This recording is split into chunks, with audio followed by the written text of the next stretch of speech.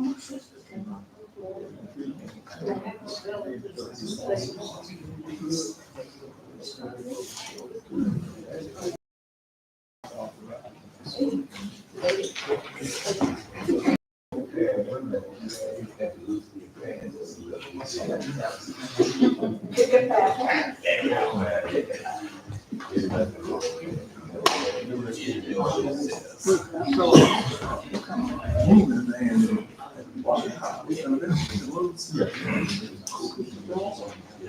was going to cook my own for the first time ever in my whole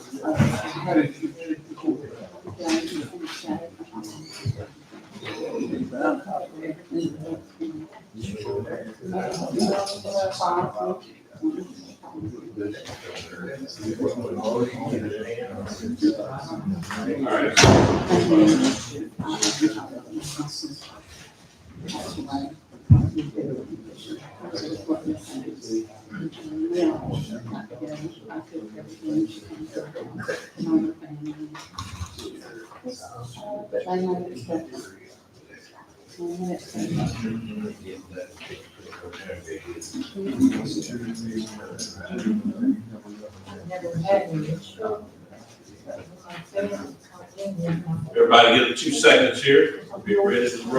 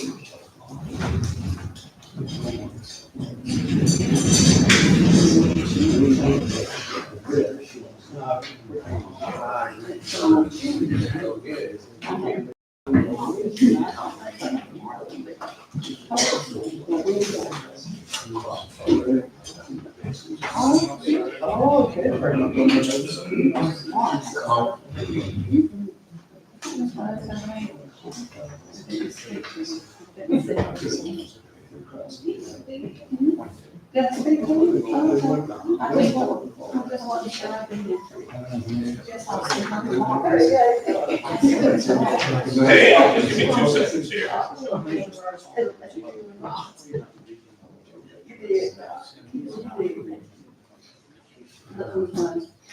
Test, test. Yeah. That's why we put that squiggly line next to 6 p.m.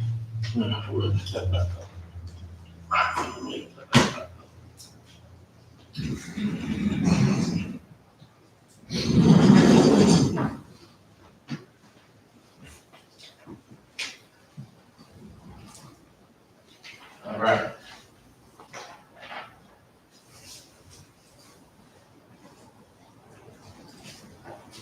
Madam Attorney, you should see this.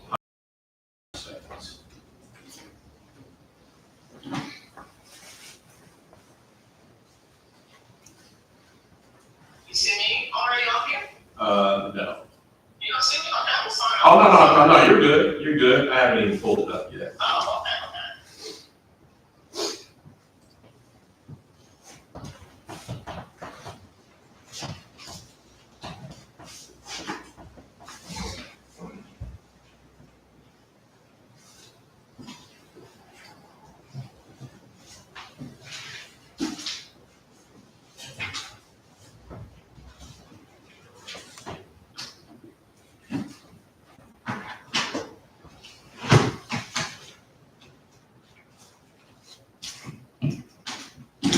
Okay, I see. It's there. All right.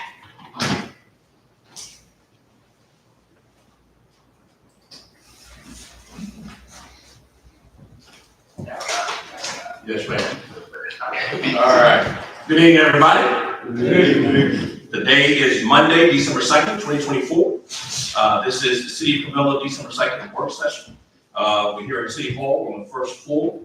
And without belaboring the point, and this will probably be the last time that I will mention this because I think the record is that it's clear already. But I think it's important for me, I think it's important for me to say that going forward, I want to make sure that I continue to stress my continued concern as it relates to these meetings. Again, this is not something that I intend on belaboring or at every meeting, but I think right now the record is clear. So I just want to make sure that is reiterated. And with that, council, is there a motion to approve the agenda?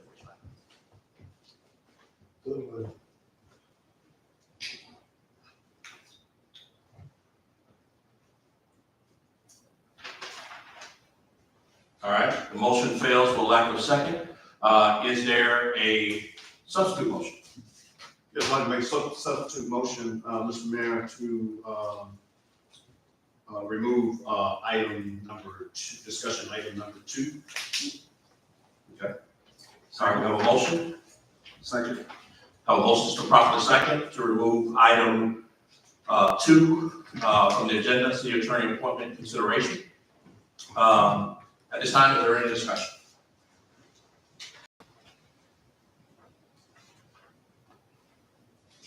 So I was the one that asked for that, and I'm new to the order. Would there be a possibility of having that put on the agenda for next Monday? No, well, here's what I would say to that, and I think you reiterated, Ms. Randy, the concern, and I think I mentioned this at the beginning of the meeting. This is why I have these concerns. Because when you sit up here, understanding and to the point and respectfully, this is a motion that was suggested by you respectfully, but not seconded or motioned by you. What I would say is this: let's see what this particular vote does, and it may be fair for me to answer that question after that. Okay. Okay, so I have a motion is properly seconded.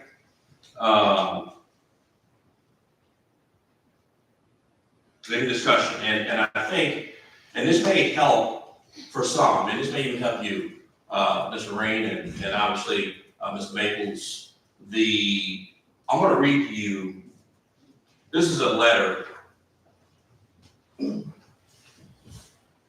our previous attorney. Okay, from Tommy Coleman, our previous attorney. This is December 5th, 2022. Okay. Just want to make sure everybody's clear on that. This is December 5th, 2022. This is a letter from our previous city attorney, and who, by the way, I have a tremendous amount of respect for, and this is why I really did not want to go here. Been trying hard not to go here. But we keep getting forced into this conversation, and I think tonight, hopefully, we would have put this thing to rest, because there are some narratives out there that just doesn't fit the record. But the proper research would indicate that. So here's the letter. This is December 5th, 2022. This is to all the council members. Ladies and gentlemen, please accept this letter as my resignation as city attorney of the city of Camilla. This resignation is effective immediately. I trust the city council will accept it at its earliest possible time. Now, if somebody want to do some work real quick, to let me know what day was December 5th, 2022, if anybody is so inclined. It has been my honor to serve as city attorney for almost 15 years. During that time, I have served with extraordinary public officials who have guided the city with extraordinary skill and integrity. The city of Camilla has been one of my most well-managed and progressive communities I have been associated with over the last 30 years. Unfortunately, under the current environment, you'll have to ask Tommy Coleman what he meant by that. Unfortunately, under the current environment, I cannot do, I wish, that's typo on his part there, I cannot do, I wish to continue as city attorney. I have the utmost respect for the citizens of the city of Camilla and wish them the very best in the months and years to come. What is a council supposed to do? If the city attorney resigns, it doesn't say I was forced or they made me. Under the current environment, whatever that means. But what I can tell you is that shortly before this resignation letter, and I want to pull this up.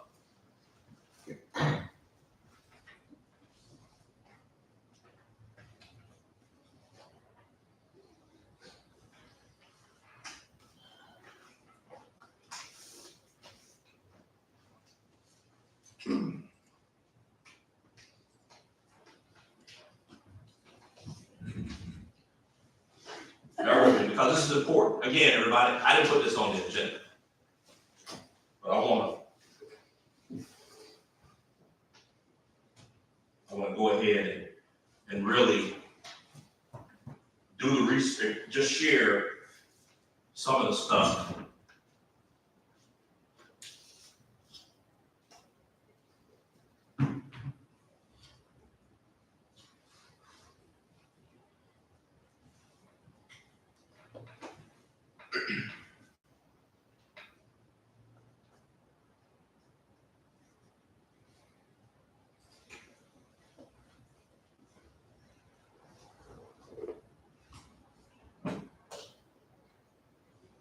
All right. I wanted to make sure that we had, just give me 1 second.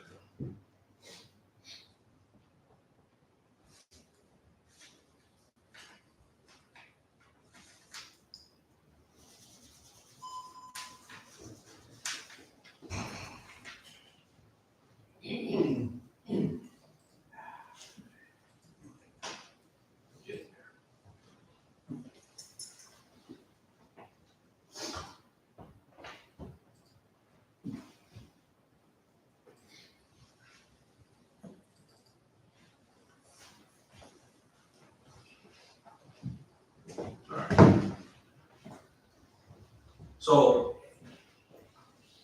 at the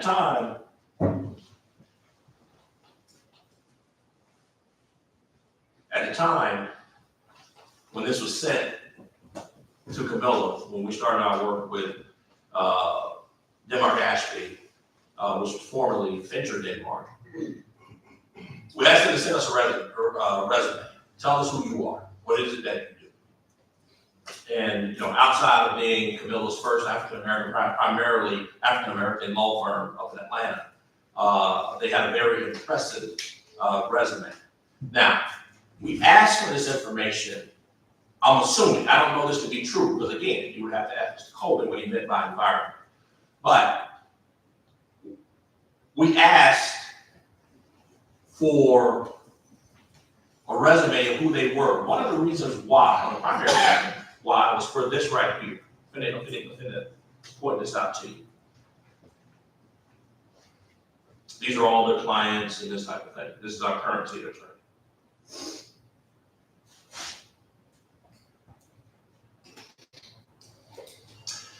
One of the things that was very attractive, and one of the reasons why we wanted to reach out, is because we have an airport out here in Camilla that has consistently lost money year over year. Consistently.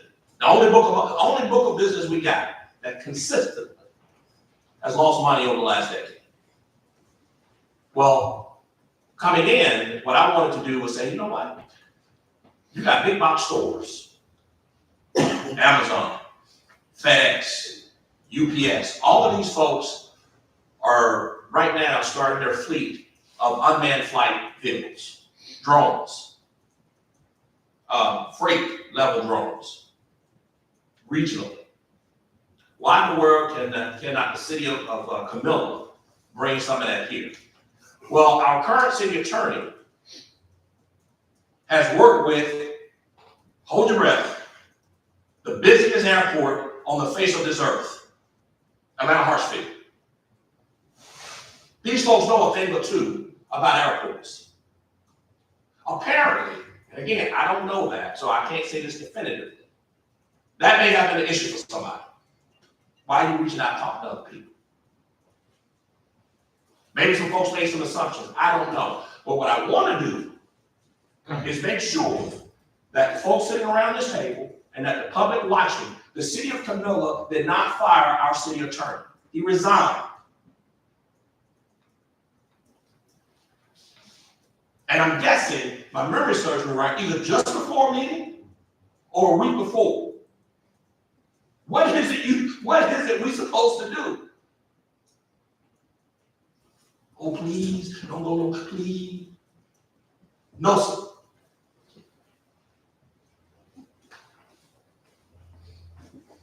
There's a song by King George. See, but I didn't even go there. My point is, I can't help that when grown folks make their own decisions. So please don't put it on this council like we did something. And that has been, quite frankly, over the last 2.5 years, the way business has been done, has been done. You know what I mean? I'm quick, but it's their fault. When ain't nobody asked you to. And I know I'm switching between vernaculars. But ain't nobody. Ask nobody to quit. But if you do, that doesn't mean that we're going to stop. We're going to keep moving forward. You with me? That's how we do business. And I'm going to finish up here in a second, but I want to make sure that I give everybody this opportunity to say, I got one more point I want to make, but let me yield. Anybody? Him resigning, does that preclude us from hiring him again? Oh, that's up to the council. That's what I thought. Yeah. No, absolutely. That's a good question. Any other comments? It was already a known fact that he was gonna be replaced anyway, so that's all bunch of smoke and mirrors that you just said. What's that fact, sir? The fact that a new firm was gonna be hired, Yeah, what's that known fact, though? another firm was gonna be hired. This council had not voted to I hire didn't say anybody. they voted, I said it. But yeah, was known. I got it. So that's my point, everybody. When a certain group of council members even have the discussion, oh, it's a known fact. Like folks can get in my head and tell me what I'm thinking. But you know what, though? You got some folks in this world that truly believe that they know better than you. You got some folks in this world walking around here arrogantly enough, believing that they know better than you.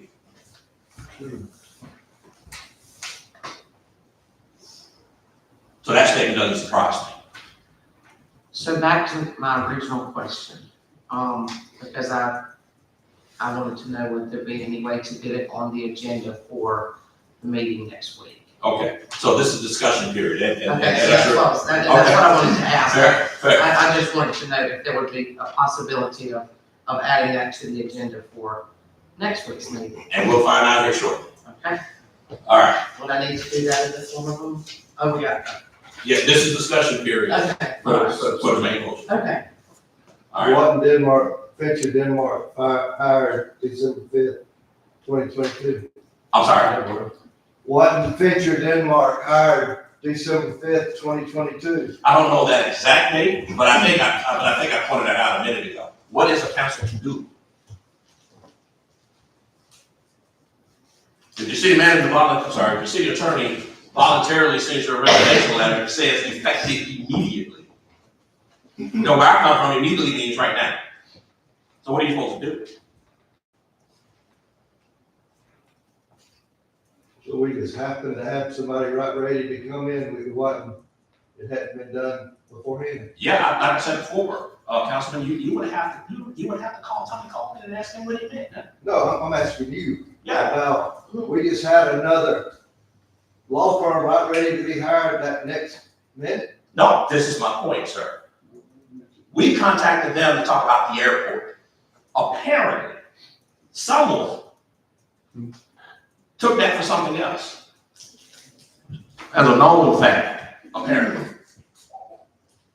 But you knew they'd be willing to come on. Sir, everything that you're talking about was predicated by the resident. I did not know Tommy Coleman was going to resign. Let me ask it that way. All right. Any other comment? Lastly,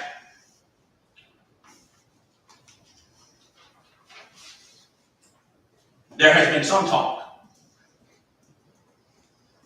about, so we pay the city attorney by the hour, not by the year. Right?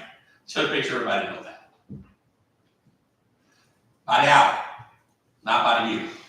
There's been some conversations related to, they charge us 3 times as much as the previous guy.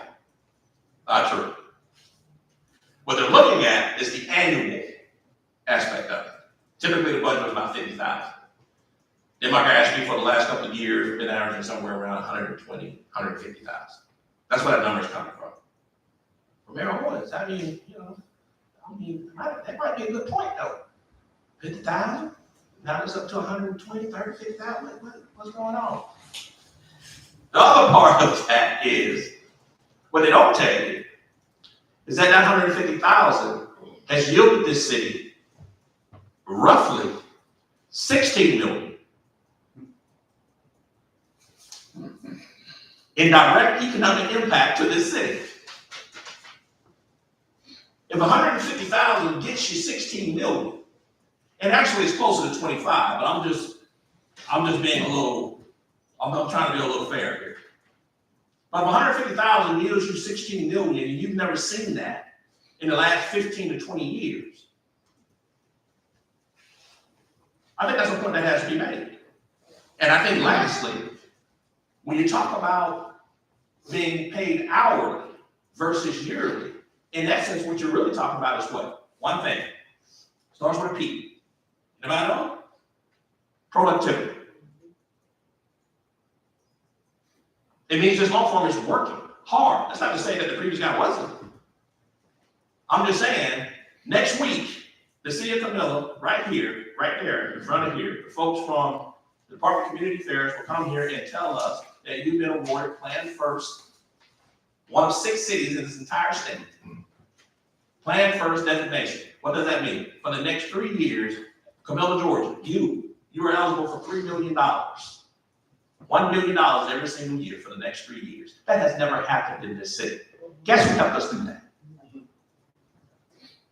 Denmark Ashby. Now, when I say Camilla's almost 170 years old, has never happened. So even if you just count that 3 million, 150 gets you 3 million, I work with that. And lastly, everybody, I mean this real, lastly.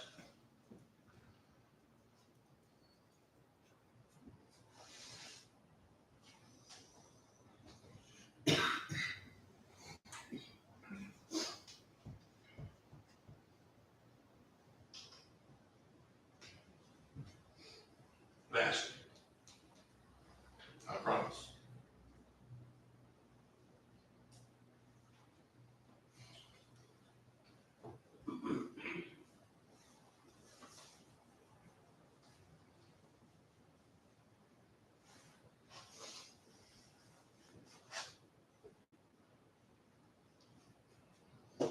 Almost there. Y'all need to see this.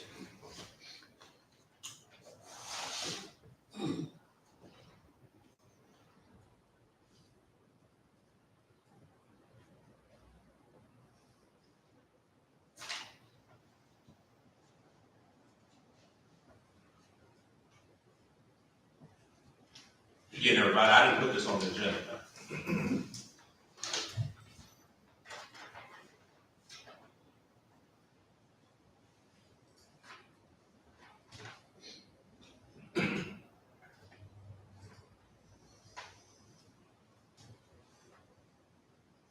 And ironically, 617, you see that deal up there with the draft report for Copperstone.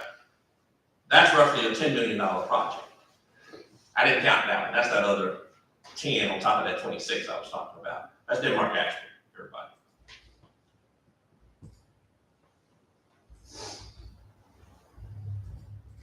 I'll give it a couple more shots. Hopefully it pops in here.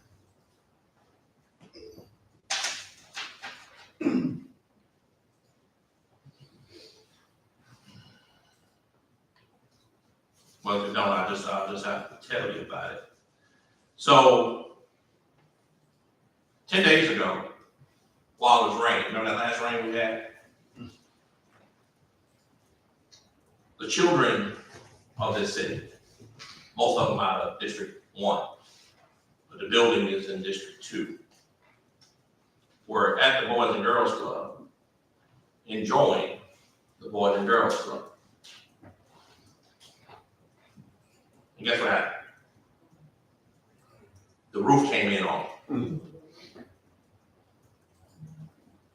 And what I emailed myself was the pictures. I want you to see it.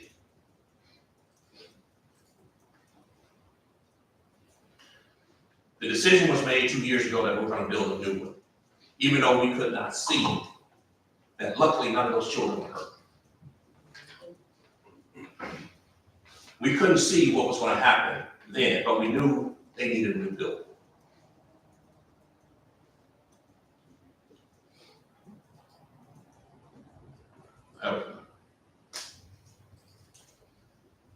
This is a real shock. This is the new building. Should be opening up in about a month. There's folks around this table right now that say you didn't need that. Didn't fund it.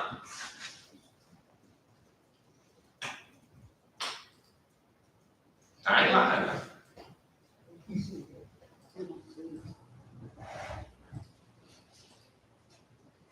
One guy, the chairman of the Rich County Development Authority, was Joe Boston. Came and said, I don't agree with all these grandiose, this is words, projects, these capital projects.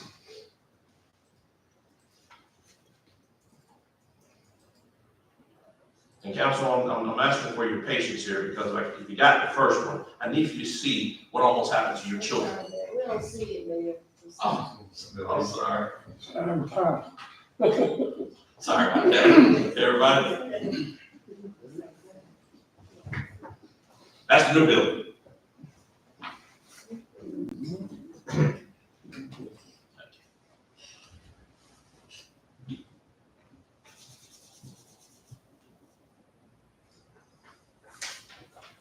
That's the new building.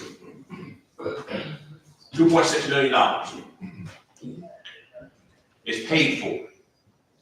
You don't owe anything on that building, City of Pomona.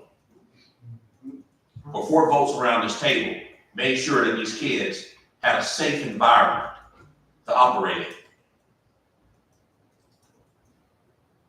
And maybe they didn't want you to. Maybe some folks. And I get you to see this second picture, and I hate that because I really need to see. You need to see what almost happened to the children over there. And for 5 days, because they did not want to risk any more safety to these children, they sent them home for 5 days. What does that mean, especially for the kids? Majority of those kids from District 1. What does that mean for the parents over in District 1? That means for a lot of those parents, a lot of those single homes, mom or dad had to stay home with those kids.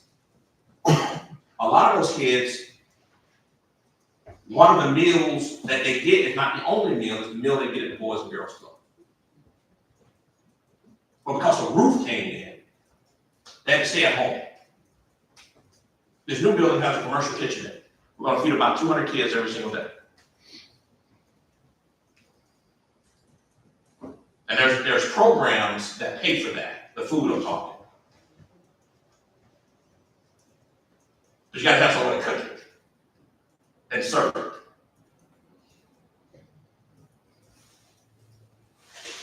But anyway, our point being, $5.1 million gym is coming right back next door to it. Denmark actually helped do that. We're in the process of developing $10 million hotel downtown, which is not going to cost the city of Camilla a dime in operating costs. We're working out the numbers now to see if we have to put some equity in, but I think it'll be pennies on the dollar, if you will, if that's what we need to do. But we need that downtown. Denmark actually helped us do that. When the last time you heard us talk about, over the last 20 or 30 years, about a hotel coming downtown? That's my point. This law firm has been extremely active and extremely productive as it relates to the city of Camilla. So with that, everybody, as it relates to the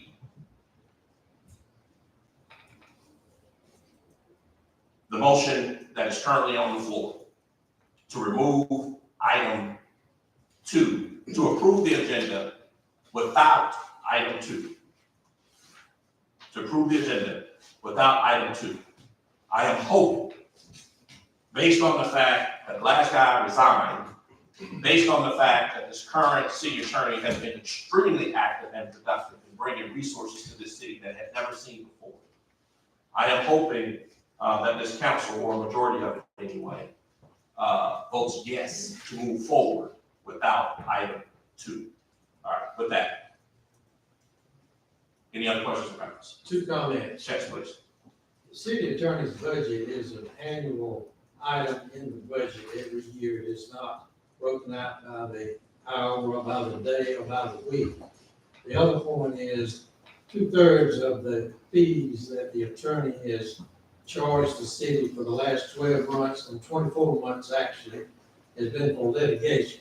So those 2 points should be brought out, obviously they were not, that all of this, the fees were not contributed toward whatever you were talking about. Yeah, even better, right? So wait a minute.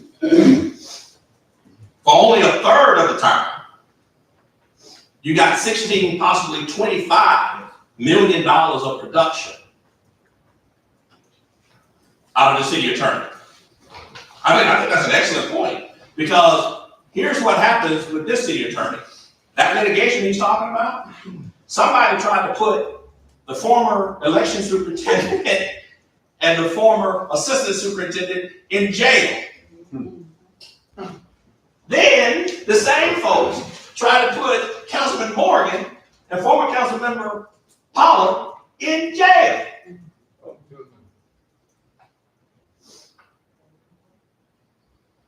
What are you supposed to do? Let that happen? Some people probably would have just liked that to happen. Again, when you come around this table, you better come straight now.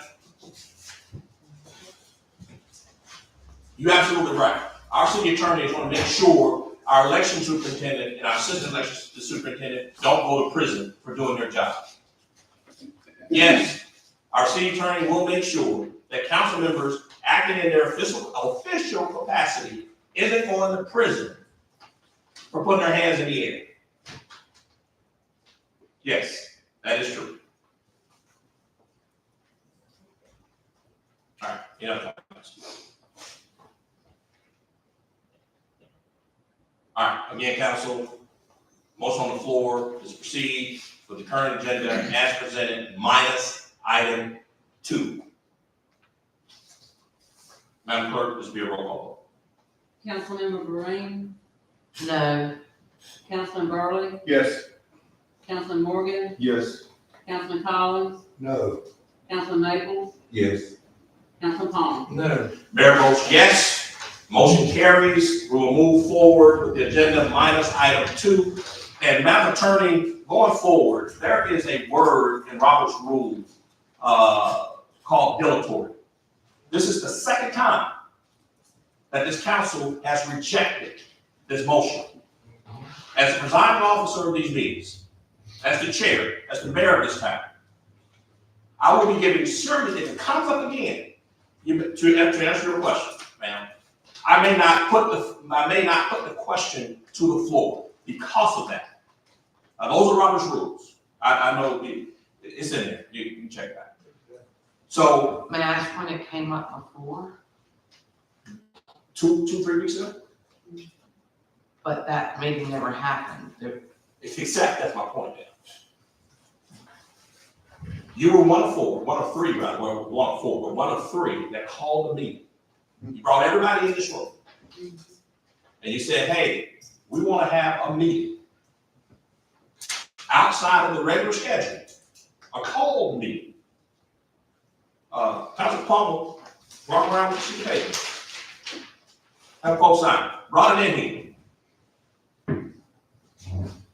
Mayor Pro Tem Burley had to call from Tampa, Florida to be part of that meeting. Councilman Morgan couldn't even attend because he had already done 2 already over the phone. Luckily, I just happened to be in town. I didn't make the trip to town. So my point, Mr. Green, is this. You called a meeting outside of the normal time where folks had to make extraordinary accommodations, if you will, to be here. It was at 11 or 11:15 in the morning, I think on a Friday. That agenda failed, even though a majority of the council wanted it to happen. Then tonight, one of those questions on that agenda was the same question that was just defeated. Then tonight, the exact same question was asked again. As a matter of parliamentary procedure, not personally or any of that stuff, just as a matter of parliamentary procedure. At some point, if the context is correct, it becomes dilatory. That it becomes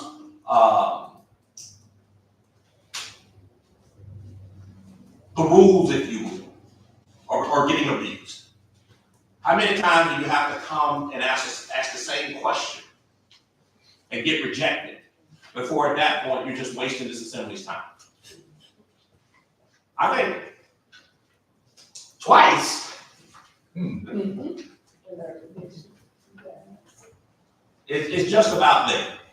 So I'm just letting folks know that if it comes up again, and we'll do some research on this, but I think I'm pretty square on this.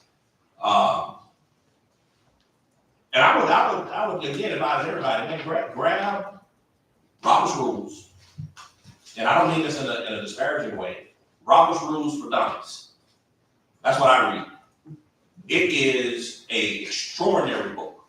Read it. The learn from parliamentary procedures.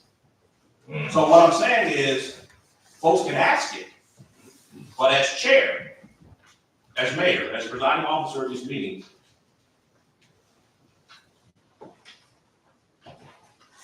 it may be that I will not ask the question. So that's the deal. We'll put it to the floor. All right. What number do we use? You said, or whatever. So we use edition 12. Well, Edition 12. Yes, sir.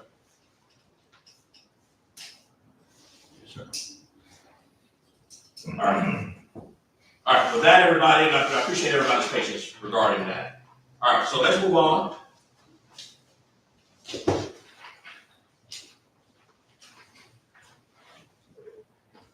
Any speaker appearances?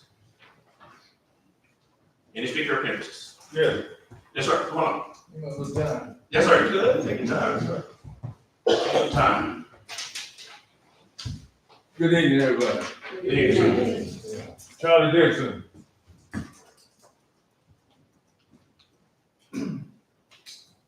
I would like to say to this council, I appreciate the extraordinary work that you all are doing. The new Boys and Girls Club, new street being paved, doing a great job with infrastructure. Although you're getting a lot of opposition from racist white people that practice racism. But by the grace of God, things are changing in this city because someone had a vision. Through this administration, you have brought this city out of plantation politics onto a visionary, democracy-led council. And I appreciate that. I appreciate everything y'all doing, but we must realize that God will shall be done. Not your will, but God's will. So undoubtedly, what this council have gone was because of the will of God. That will was lined up with God's will, and that will prevail. Although you're gonna have some opposition, but you got to realize that it's a spiritual warfare. You got evil-minded people working against you, but we just gonna trust in the Lord that we continue to persevere. And I think this council, well, the majority of them, they have taken us from being sharecroppers, and now we are shareholders in the city. And I appreciate that. Because in the past, as being sharecroppers, you always breaking even. It wouldn't get all of the pie. But now with this leadership, it's even for everybody, regardless of race, color, creed, and nationality. We all gonna benefit. So we just got to pray and crush this devil that's trying to oppose what this city can do. And we just have to leave it up to God and let God's will be done. All those evildoers that fight against progress, God got something for them. Don't try to do it yourself. God will prevail. He will slay the giant. You don't have to pick up no stones. The battle is already fought and the victory is won. Thank you. God bless. All right, thank you, Mr. Dixon. Any other? Yes, sir. Thank you. Now, can I sit down? No, yeah, you're absolutely right. It can be. I just came tonight because thing that bothered me since November 22nd. November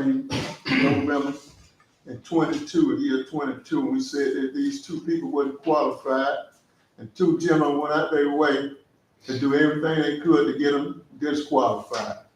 And that was just wrong. Now we had people that gonna run the election, they went after those people, all because they can't have the power of the time. And you go back, I'm 75 years old, I was born in this time. My dad worked for the city till he died, 52. He was 52 years, died on the city, making this town better for the white folks in. And they didn't do a damn thing with it, but tore it up. You go back to where we at now, it's a shame that we have to live with this kind of stuff at this time and area. And Mr. Mayor, you wasn't elected to come up here and be no Uncle Tom that over to me, open up, close it, don't have nothing to say. So you don't need to be no official. They changed that whenever Brown almost came to be mayor, because mayor had power at the time, the high five and everything. So that's how that came about, how we came up with city manager. That was all done racial. Amen. And here we are back in the same situation. Here we go talking about the city attorney that did a great thing. Now you want to go after Thomas Cole, who ain't did nothing since the time he was there. Never did followed suit and did nothing. That's straight true. Here we call it the same situation. This is about one of the most crooked times you ever live in. I have been a member of it. From the city police, crooked as hell, the city council was crooked as hell. It was all about money. And I became a victim of that by the crooked police that you had in this town. Amen. Lucky for myself, I kept a record of every crooked thing that they did. And they were filed with the federal court in Macon. That's the only thing that saved me. And it's on record now. And the book is being in Tyler Perry Studio and Curtis Jackson Studio to be coming out pretty soon. And it'll tell the whole story how crooked this town is. We built Harry Barber had this place over here. Okay, same thing what you brought in by having liquor catered in down to the spokesman boy. They were gonna bring the same thing with no liquor line, but they gonna have Harry Barber catered liquor down there. So they did a roll call, and I got 2 or 3 of them. You understand what I'm saying? It's not what you do. If they don't do it, it ain't no thing. I'm just telling you. And it's a shame. And these same people right here, when Harry Barber got convicted of the crime that he did, you got 2 council members was up there first in the door, up there testifying. They knew the man was guilty. That's a shame. But now you're gonna bring the same crap in today, the same old thing. It's just a shame. when we gonna grow up and be human beings? The same thing when I said about when you made Camilla Purple Heart thing, I felt good about that being a veteran for this time community that showed that we done did some size. Black and white program over here, white and white program over here. That's the way we've been living ever since I've been here, 75 years, born in this town. It's a shame. You got your newspaper, man. He don't put bull in there every weekend, make the town racist. He gonna put white folks stuff in it and make you look bad and all the black city council. It's a shame we have to live with that kind of stuff. He sent Donald out there to take pictures of this activity and everything. He don't even put it in the paper. He put what he want in there. Now you say it's a place to come and say you got to say, and I'm through with it. Thank you very much. All right, thank you, Jack. All right, anyone else?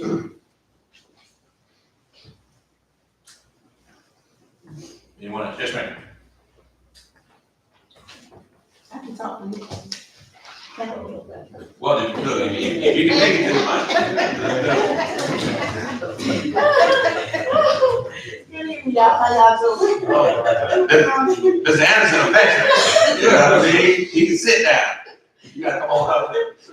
I'm from Jefferson, south side of Camilla. I just want to say I thank everyone for everything that y'all are doing in this city of Camilla. And still things that's coming to the city of Camilla. I've been, a lot of people have been happy about the parks that the kids are playing in, the Boys and Girls Club that was built. It even looks good when you come into the city of Camilla. The city of Camilla signs with flags and stuff, it makes it look more popular than it normally looks. The city of Camilla is growing. And I just wish that everybody would work together to make it grow even better. Because there's some great things that's been coming to the city of Camilla, and it's not through yet. I really don't know what the problem is with everybody trying to work together, because I don't see a problem that's going wrong here. Everything is looking good here in Camilla. And the way I feel that we got a very intelligent black mayor here, and he's doing a great job with the city councils here. And I don't know if it's because the mayor that we have is doing better things that have ever been done here in Camilla, or what. And I feel like they feel like if they're not on top, then it don't need to be done. But keep doing the great work that you've been doing there in the city councils. And the ones that don't feel like it's good enough for them, then you just continue to vote no. And the city's gonna continue to move forward. Amen. But you lose the sleep, you lose your health and everything else when it comes to the city of Camilla, because the city of Camilla still will be moving forward. Even with the phony voting thing that they did, that was very unprofessional the way they did vote. And I'm trying to see who's gonna be paying my check for election day. I need my money. I work 14 hours. And I'm trying to see where my money's supposed to be coming from. See, right there and there.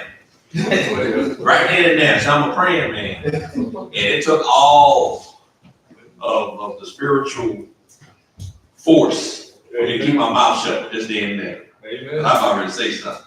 But I won't know. But yeah, you go ahead. Yes, I'm the official officer for the city. When it was early voting, we got our money on time. But now they don't know where we're gonna be getting our money from.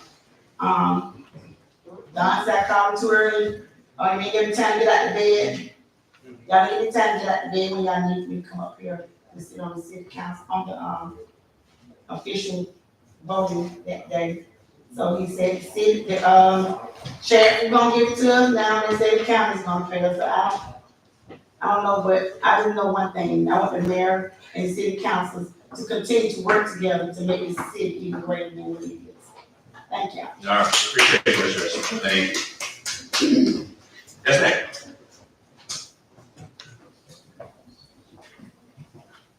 How's everyone doing this evening? How you doing? I'm Kristen Burley, 56 Wisconsin Street, Georgia. I have a few questions. One being, is anything being put in place to protect our city councilmen and women from the constant harassment and bullying that is taking place against them? I'm gonna speak firsthand because Dwayne is my husband.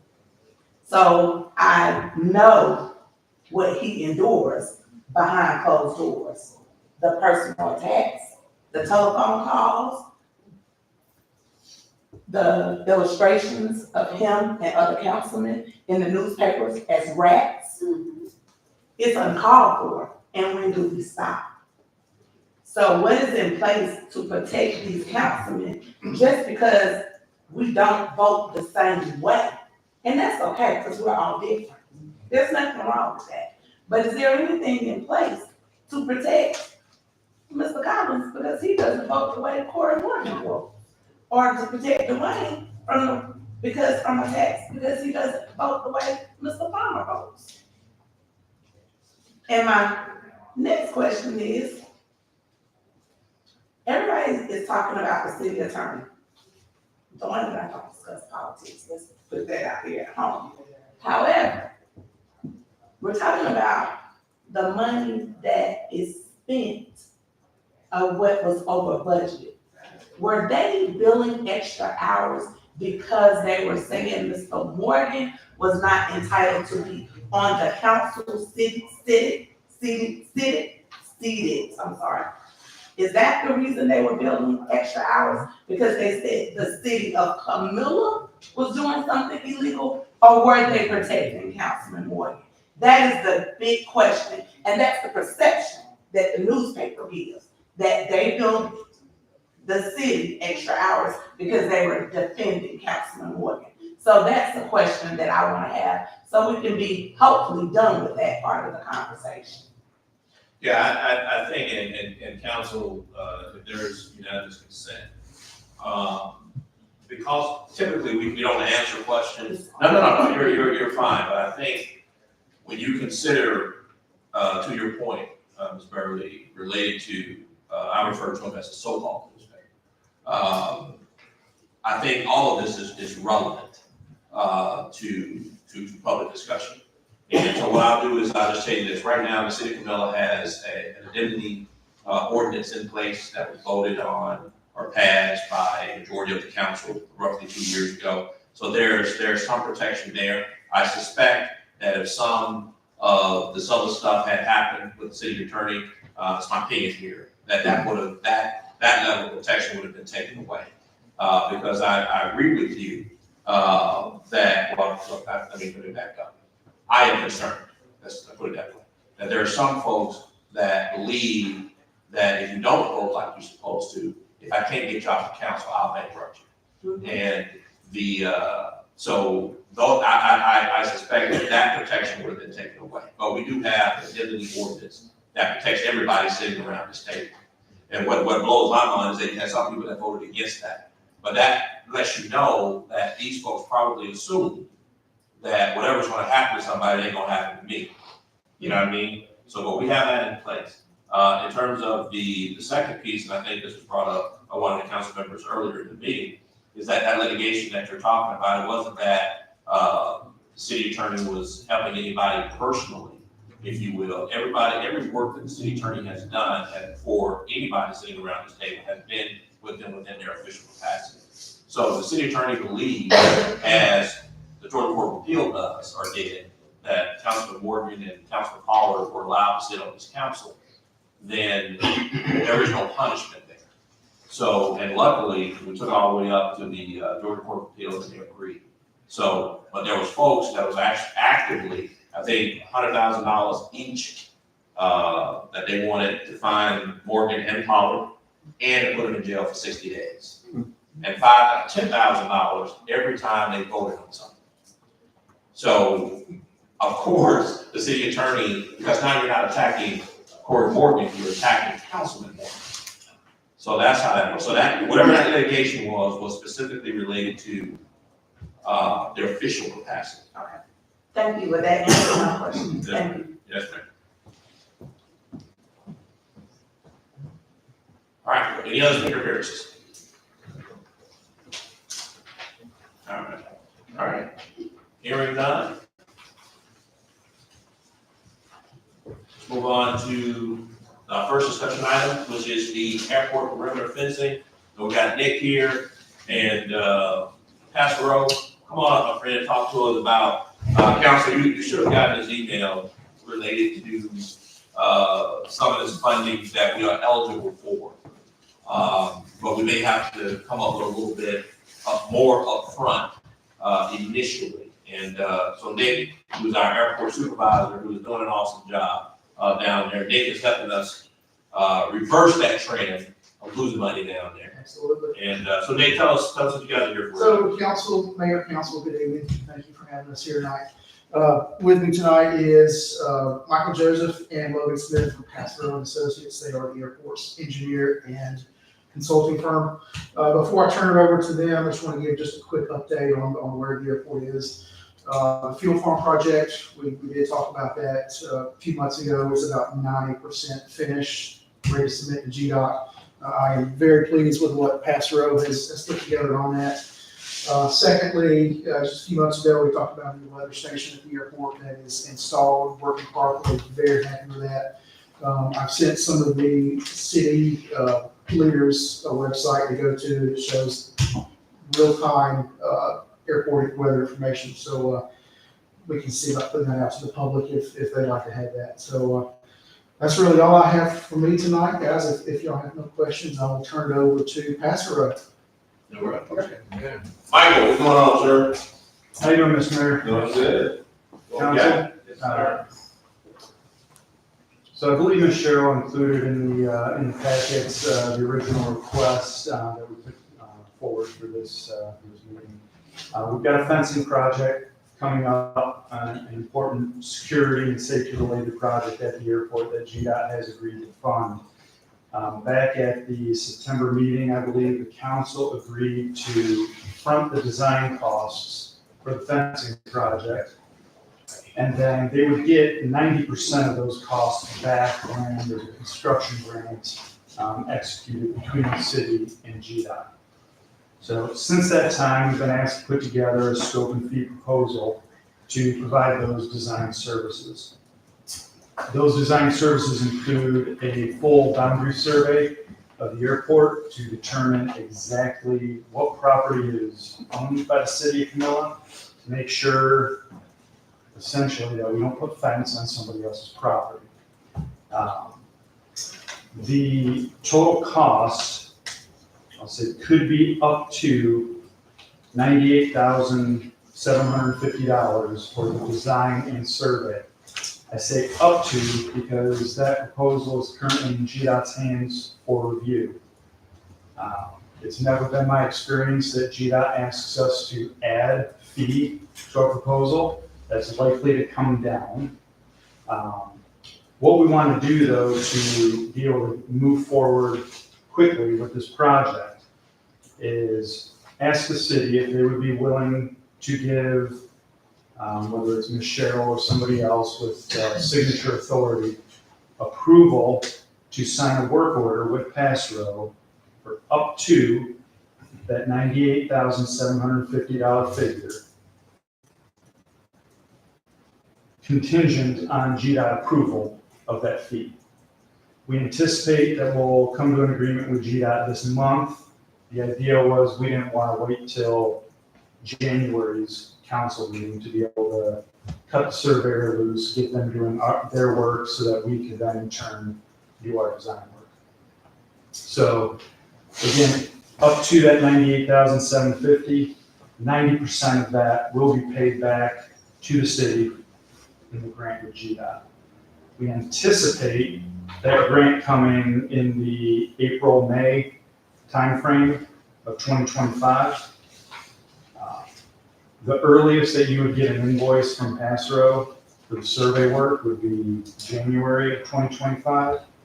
So in effect, you'd be fronting some of that money for up to 4 months before you got reimbursed. What is the reasoning rather? And I think I heard it, Michael, just so that the public understands. Because originally, I think half of that was put up. Is it a timing issue as it relates to why the city would need to put up more now versus the 50,000 or so that we were originally supposed to have done? The 50,000 was based on just a very ballpark preliminary estimate of what we thought the design would cost. We since that time got a proposal from a registered land surveyor to do the full boundary survey. We also discovered, I'll go back a little bit. The design was there was a design originally prepared by a previous consultant. The idea was that we could essentially repackage that design and get it out for bid. And working under that assumption, we were thinking that we'd be around that $50,000 range.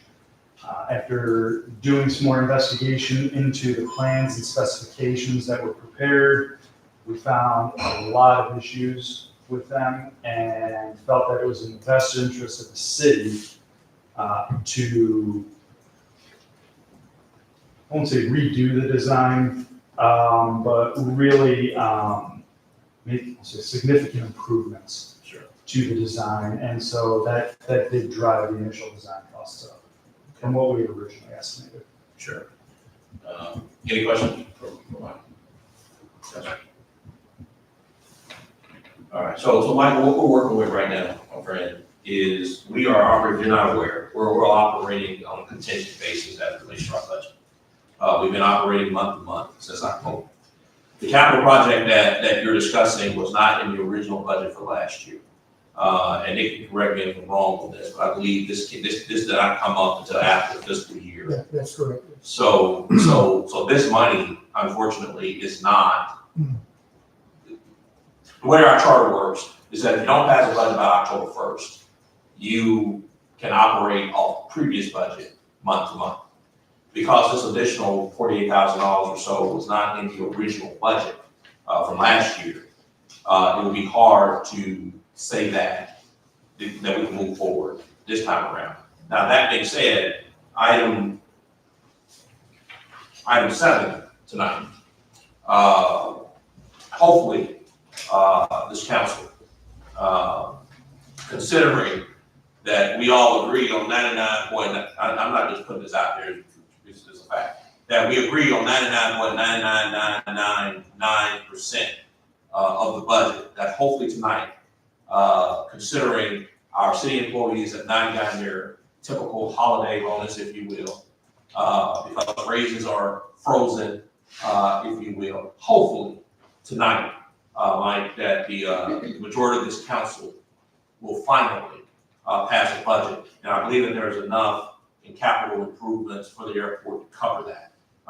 So we won't know that till we get to item 7. Obviously, you don't have to stay for that. I think that you have done great work for us. And if you say that this is something that we need to do, every time we've done something like this, it's just worked out beautifully. And $48,000 in addition to making sure that our airport is secure is mighty well spent. And again, everybody, when we're doing these contracts and having this kind of stuff, this is why having someone like Denmark Ashby on the forefront to help us out negotiate this kind of stuff. And you have to ask yourself, how come there wasn't a fence there before that? But I won't go there. So Michael, you can hang out. If not, surely we'll get word to Nick to let you know. But I would be recommending to this council, and again, I think it's already in there. We got a great budget for this next fiscal year, and if we approve that budget as submitted, with some compromise, believe it or not, with some compromise, you should have what you need. So council, so that Michael doesn't have to come back here, what I'm gonna ask is, council, is there a motion to add the airport perimeter fencing project as an action item tonight, to vote on the proposed number that Michael is asking for tonight? So council, what I'm asking for is there a motion to have the airport perimeter fencing project added as an action item tonight to be voted on? So moved. Second. Have a motion to properly second, any discussion? All right, all in favor? All opposed? All right, motion carries. All right, so it's on the agenda now, so council, at this time, what was that number, total number? $98,750. And that, again, that would be up to that amount is what we're asking. That amount likely will end up being lower. And we're looking at roughly 90% of that being reimbursed. Exactly 90%. Exactly 90%. Yes, Okay, sir. good deal. So just to make sure we're all in the same sheet of music here, I just did, ask for a motion for even 100,000, council. And if it's just 98 or 99 or whatever, it'd be fine. We'll do it like that. So council, at this time, is there a motion to approve the airport perimeter fencing project up to $100,000, contingent upon the passing of the fiscal year 24-25 budget? Is there a motion? So moved. Second. Motion is properly seconded. Any discussion? All right, all in favor? All opposed?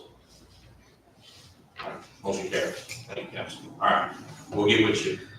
We'll see what happens on item 7. And as always, we appreciate the opportunity to work with the city. Absolutely. Thank you. Thank you. Yes, sir. Madam Attorney, I've been running my mouth, and I haven't asked you one time. You got any issues with anything I'm talking about this evening? Okay, thank you.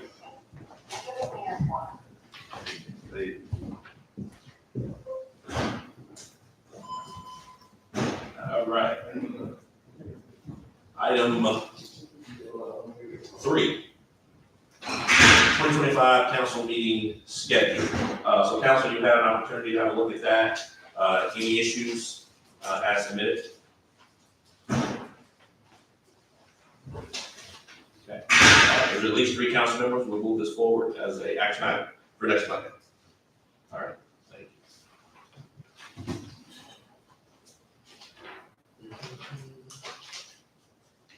All right, item 4, Georgia Public Web, final distribution designation. Council, as you're aware, MEAG, back in the day, had a portion of business called GPW.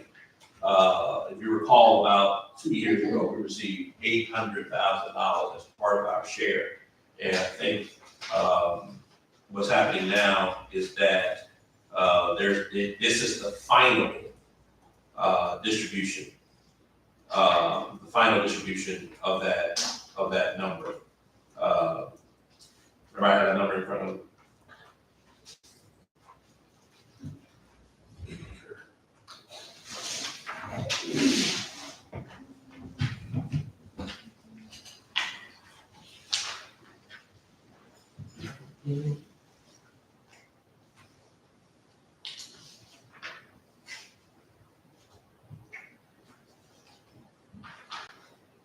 I have the paper, but I don't see a number on there. Yeah, it probably was in the email, but actually we see there, the city of Camilla went on about 1.544% of whatever that final number is. But again, this question is more or less about where do we want the money to go? And, How much money is it? yeah, it's not a lot of money. Less than 5,000. Yeah. No, that's fine. And again, everybody,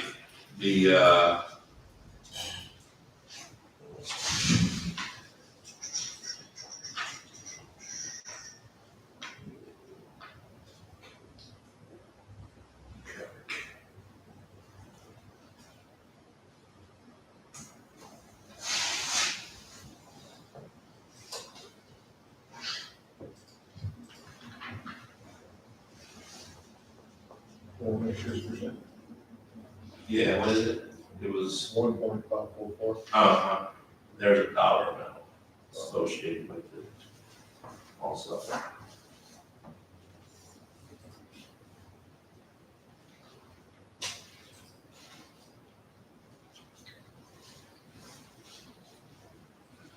The sheriff may have been ECG. Yeah, that must have been ECG, that did that. But whatever that final distribution is, everybody, what they wanna know is where do we want the money sent? And we can get to, regardless of whether it's $1 or Where $1 was million. it said before? That's the deal. So we have a standard account next door. And if you go to that final page there, you see that bank amount right there. Right. We can decide where we want that to go. So we can put it in, basically anything. So where did it go? Does anybody remember where it went last time? Yeah, it went across the street to an economic development fund that was held, that helped pay for well, portions of it anyway, helped pay for the Boys and Girls Club. So we can send it to that same account. I don't So have, have a problem sending it to the same place it went last time? yeah, it's typically what we would do. All right, and they need to know that, so, sooner rather than later. So I appreciate that. So would that need to be in the form of a motion? Yeah, we'll have to add it to the agenda to vote on it first. Oh, okay. But that's fine, thank you. Any other questions before we get there? Okay. All right, council, at this time, is there a motion to add the distribution, the final distribution of the Georgia Public Web proceeds from the final transaction to the agenda tonight to be voted on? Is there a motion? Motion to approve. Second. I have a motion, proper second, any discussion? All in favor? All opposed? Motion carries, thank you. Council, at this time, is there a motion to approve the distribution of the final distribution designation for the Georgia Public Web proceeds at 1.544% to the previous DPW location previously? Is there a motion? So moved. Second. Motion has been properly seconded, any discussion? All right, all in favor? All opposed? Motion carries. All right, thank you, everybody. All right, but item 5, board and commissions, appointments, reappointments. So council, you have these in front of you. What I'll do is just ask, go around the table. Cheryl, I know typically what you would do with the highlighted ones, you'll reach out to them ahead of time to see if they're willing to serve. Again, any feedback on that? The only one that I'm aware of is on the planning commission, this cabinet is not interested in doing this on the whole. Okay, perfect. All right, so, now council, you will have an opportunity, to look at this again over the next week, if you will. But I think right now, we'll look at a proposal, for budget walk. I'm sorry, Mr. Dick Warren passed away. He's on the zoning appeal board. Who was that? Dick Warren, that's page 3. He would have to be replaced. Good, thank you.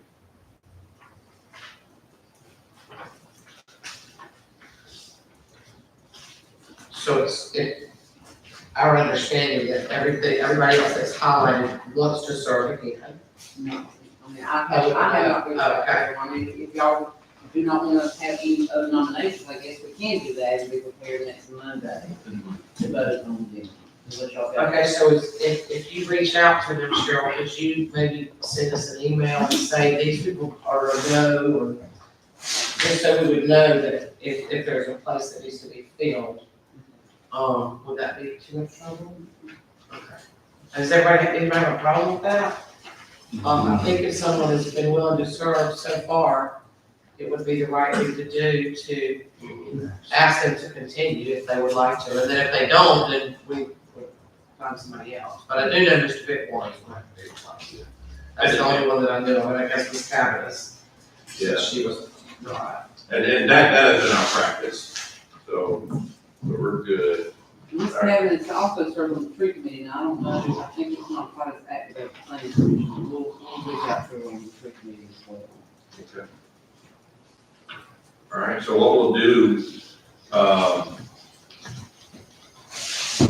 So we look like we got a little work to do over the next week. What I would recommend to the council is that if you have recommendations for any of these positions, to talk to potential nominee and have that name ready for nomination next Monday. If you got somebody in mind. And what's unique here though, there's two positions here that are extremely unique, that we're not gonna be able to settle that between now and next week, but we definitely gonna have to, settle it in January, for sure. And that is election superintendent and assistant election superintendent. And absentee mail clerk, ballot clerk. Got an election next November, if not sooner. And those folks gotta get spun up real quick. And to Mrs. Jess' point earlier, and again, it's just one talk, that would happen on the 5th. We gotta, so what if you know anyone that would be interested in serving in that capacity, let's get that name or names, if you will, prepared so that we can start having a conversation going forward. And unless there is some other by the board of this council, we vote electronically in the city of Camilla. That's what we do. So whoever is being considered to do that, just make sure that they understand that, and there's specific training that has to go with that. So just keep that in mind. So for the election superintendent and absentee ballot clerk, obviously that's not going to get settled in the next 7 days, but make sure you got your names ready. And let's start communicating that to Cheryl, so she can kind of have that sitting in the box ready to go. Now, in terms of the rest of these, if you have a name for nomination, we will knock that out. Should we send those nominated names to Ms. Ford, or just wait until the nominated period? Yeah, so it's gonna have to be in the form of a motion anyway, in terms of the nominating, so, Bob will just do it in real time. Any other questions? Yeah, all right, thank you. All right, item 6, cemetery road improvements, phase 1 bid award, and I'll turn that over to Cheryl Lou. What we got? Well, this is a project, I mean, I wasn't that familiar with it. Dennis handled the majority of it. And it's my understanding that there were gonna be a minimum 2 phases to go in there to pave the roads and the cemetery. I haven't seen the, blueprint for what they have proposed to do. I mean, this thing goes back to September. And And the lowest bid was just short of $180,000 or $180,000.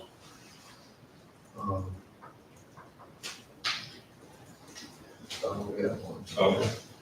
Well, again, council, I think the work that we have done out at the cemetery, from the fencing, the grounds, and a lot of that, kudos to you, Luke, for you and your team, keeping that, let's look at the ship shape, looking good, and that type of thing. This is the next phase to add some actual drivable road. this is off tomorrow and see if I can find the plans for the proposal for the roads that are inclusive of this phase 1, because I haven't seen it. Have you seen it? Share with me, and I can email that to everybody, just so y'all know which roads, the proposed roads that are part of phase 1.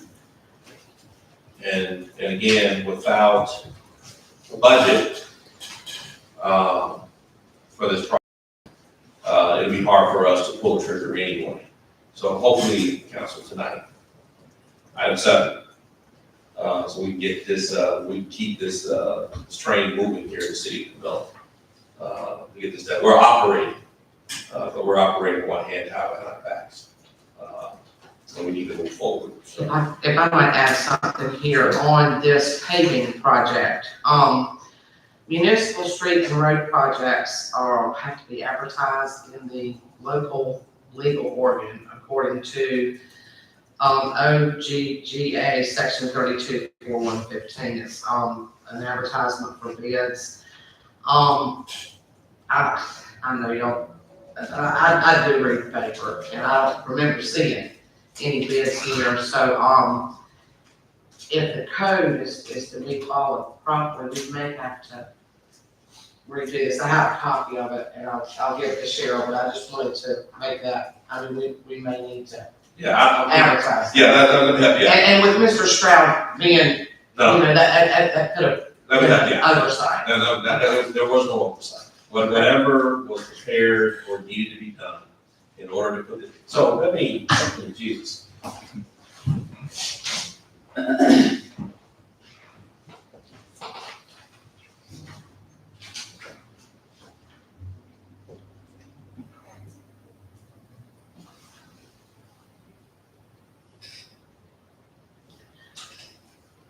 So, York is a professional engineering company. One of the things that we have done over the past year and a half as a city council, we have employed and deployed our engineers to help make up those differences so that city managers, assistant city managers, that part of the work doesn't have to get done. You feel me? We'll have to engineer do that. That is something that we've been doing over the last year and a half, and it has worked out beautifully. Mr. Rain, and to the public, everything that was required, in order for York to type up this document, please find attached bid tabulation for the bid submitted on September 19, 2024. Of the 4 bids submitted, Bulk Run Preserve LLC submitted the lowest bid in the amount of $179,862. York and Associates Engineer recommends that Bulk Run Preserve LLC of Sylvester, Georgia be awarded the project amount of $179,862. If you have any questions, please contact us. That was done. Now, the fact that you may not be aware that it was done, or because you didn't read it in the so-called paper mail, does not mean that it wasn't done. And I don't mean to interrupt, I'm sorry, I in no way do I want to stop the project or anything, I just wanted to make sure that we were. And I'm answering this question. And that's not, and I'm sorry, Yeah. I didn't mean to interrupt, I'm sorry. No, there's But I did want that to be known that I wasn't opposed, I just wanted. So, let me pull this up. So that everybody, this is for everybody, right? This is the city website. So that's the local order. No. I guess, I'm just asking. No, it's the city website. Okay. City website, let me start over. City website, front page, and go down to agendas and minutes. Click on agendas and minutes. Council meetings.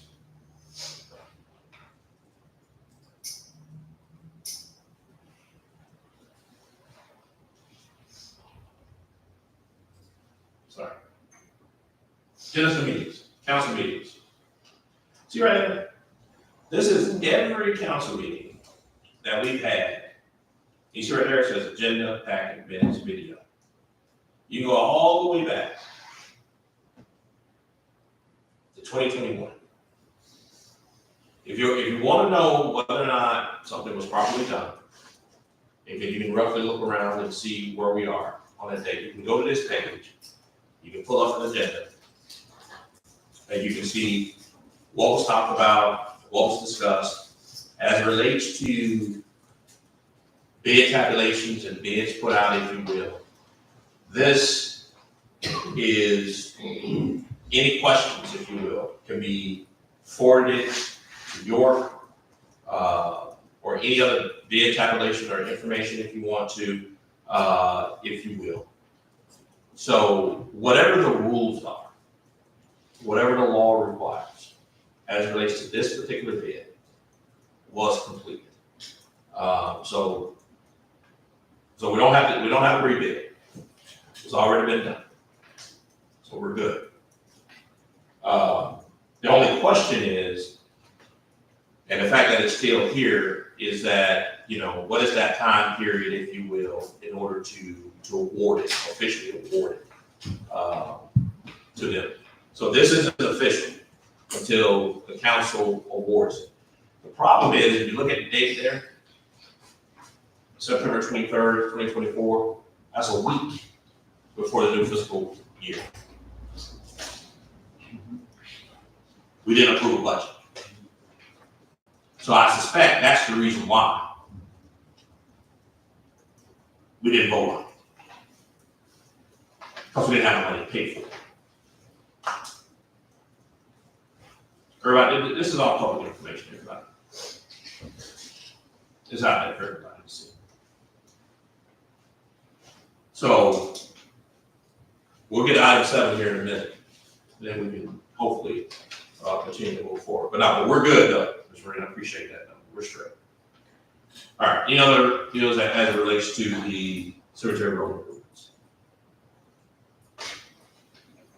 This is gonna be huge for that cemetery. And to Cheryl's point, what phase 1 is, and I believe it was originally starting from the south side. I'm not sure, doing one road on the south side, one road on the north side.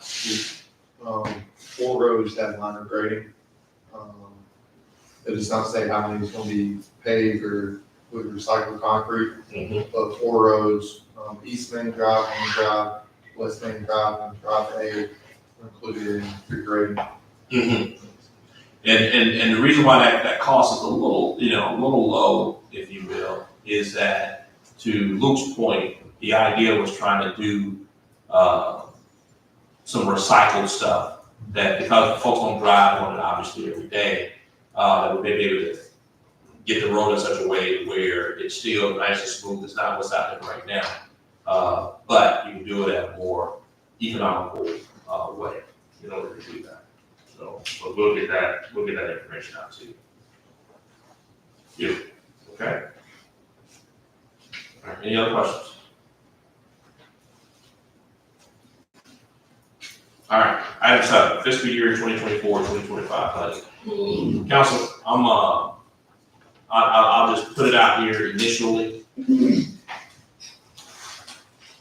and I see if we can go from here.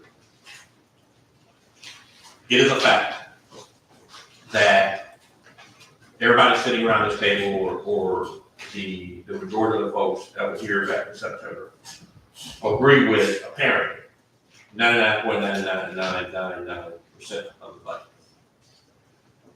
Now, I'm not just saying that to everybody, that's a fact. One of the concerns, if you will, was funding for the library, which is not a component of the city of Camilla. We don't have any employees there, we don't own the building, we don't own the land, we don't own the books in the building, none of that. The city of Camilla was paying $40,000 per year given to the library. So was the county. So was the school board. What does that mean? The city of Camilla, at $40,000, we're paying 3 times. The people of Camilla pay school board taxes. The people of Camilla pay taxes to the county. The people of Camilla pay taxes here, or contribute, to us. So it's about $120,000 a year. The library, there's a rule that they have, it's called maintenance of effort. Meaning the library, in order to maintain their state funding, which is a state entity, by the way, they have to receive the same amount of money, tax dollars. Now, this is key. Somebody wrote it that way. That it has, you just gonna give another $120,000. That'd be $120,000 of tax money. You have to show that you received the last amount of money that you got the year prior to that, the next year. Part of the increase that the library was asking for, I think this time around, was about $5,000 to help pay for a pay increase for the employees at the library. My position and the position of the majority of the council was that if we got $5,000 to pay extra employees, we're gonna give that to our police officers, our firefighters, and our employees here. So, we're only gonna do the 5,000. Well, they said, well, 3,000, this was 2 years ago. And the city of Camilla, well, we decided, at my recommendation, you know what, you want 3, tell you what, never mind. We'll give you 5. And we'll give it to you out of all. We'll do that. And we did that. We came back the next year, need another 5. No. Here's what we'll do. We'll give you 15 versus 40. Primarily because of the new research.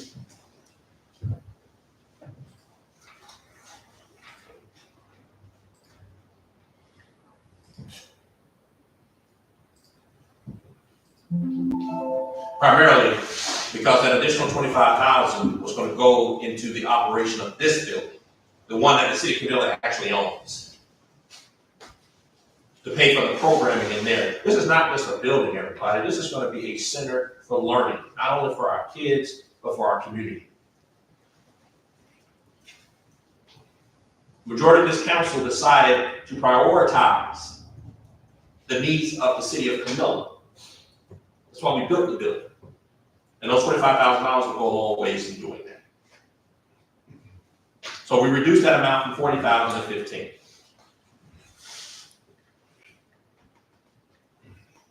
What has happened since that conversation is that the library now has Friends of the Library. And these folks have been working. They have been working. The community has embraced the library, as it should. But for us making the stand that we did, that would have never happened. You got civic organizations now. Friends of the Library was created out of that. And what I love about the Friends of the Library is that when they come here and talk to us, they talk to us with a level of respect.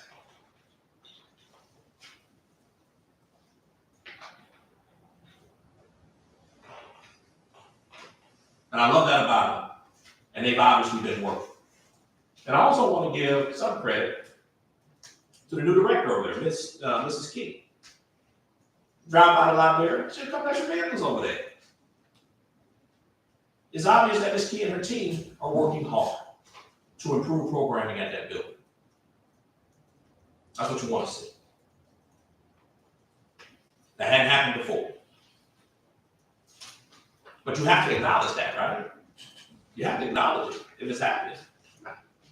So council, what I would like to recommend is this. By way of compromise. Based off of the embracing of the community and working with the library, based on the additional programming that the library has done over this last year, what I would like to recommend to this council is that we forward $18,000 from ARPA to the library for this fiscal year. With the understanding that going forward, next November's election, we'll have a referendum, and we will ask the people of Camilla, do you want to continue to give $40,000 to the library? Let's take the council out. It's the people's money anyway. people want to pay that money, let's leave it up to the people. That way, it is no longer a debate around this table. It's automatically added to the budget, and that's the end of it. So council, as a matter and as an effort of compromise, is there a motion to approve the fiscal year 2024-2025 budget as submitted, adding $18,000 from ARPA funds to be given directly to the library?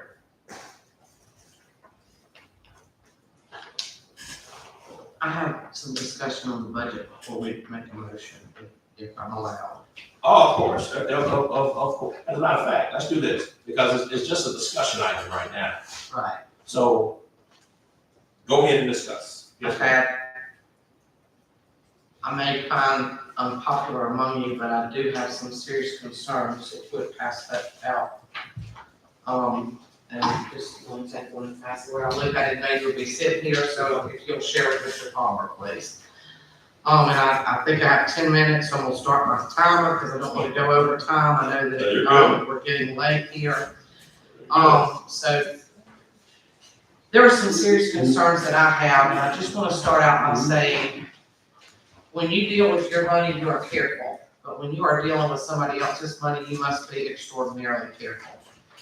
And I just have some questions, and you don't have to answer them, but I do want to give you some things to think about. Number one, in our budget, we list reserve money as revenue. Money in reserves is not revenue. In the electric budget, there's almost $5 million, in the gas budget, almost $500,000. This is reserve, it's not a revenue. Excuse me, just 1 second. So I want to make sure you understand this, Lorraine, that every budget that we've passed has been approved by our independent audit and the state of Georgia. So as you're talking, just understand that when you say stuff like that, an independent auditor has said the opposite, and the state of Georgia has said City of Camilla, thumbs up. So I just want to make sure you're aware of that. And this is in the form of a question, all right? No, actually, you made a But statement. okay, you're right, you're exactly right, I take that back, and, that's why I had questions / comments. Okay. All right, so, I'm under the impression that, and I should have prefaced it with that. But I just want you to know, and I just need for you to know. And that's fine. That every budget that we've had over the last 20 years, and the ones that we've had over the last 3 years, has been audited independently and has been approved by the state of Georgia. So, if you know more than these people. And I'm just, like I said, just had some comments in, but I really, Yes, ma'am. And I apologize. under it, that's okay, and I didn't make it up, I did get other advice from different people, okay. Our reserve funds are dangerously low. Last year we spent, 900, and I have the figures there, $905,350 in electric reserves and $260 in gas reserves. Now, it's not unusual to spend reserves, but the problem is if we spend at this rate, our reserves are gonna run out in approximately 3 years. And and they may be added to otherwise, and I'm just going by just the numbers that are there. In number 3, I looked at some other Hold on, budgets. just 1 second.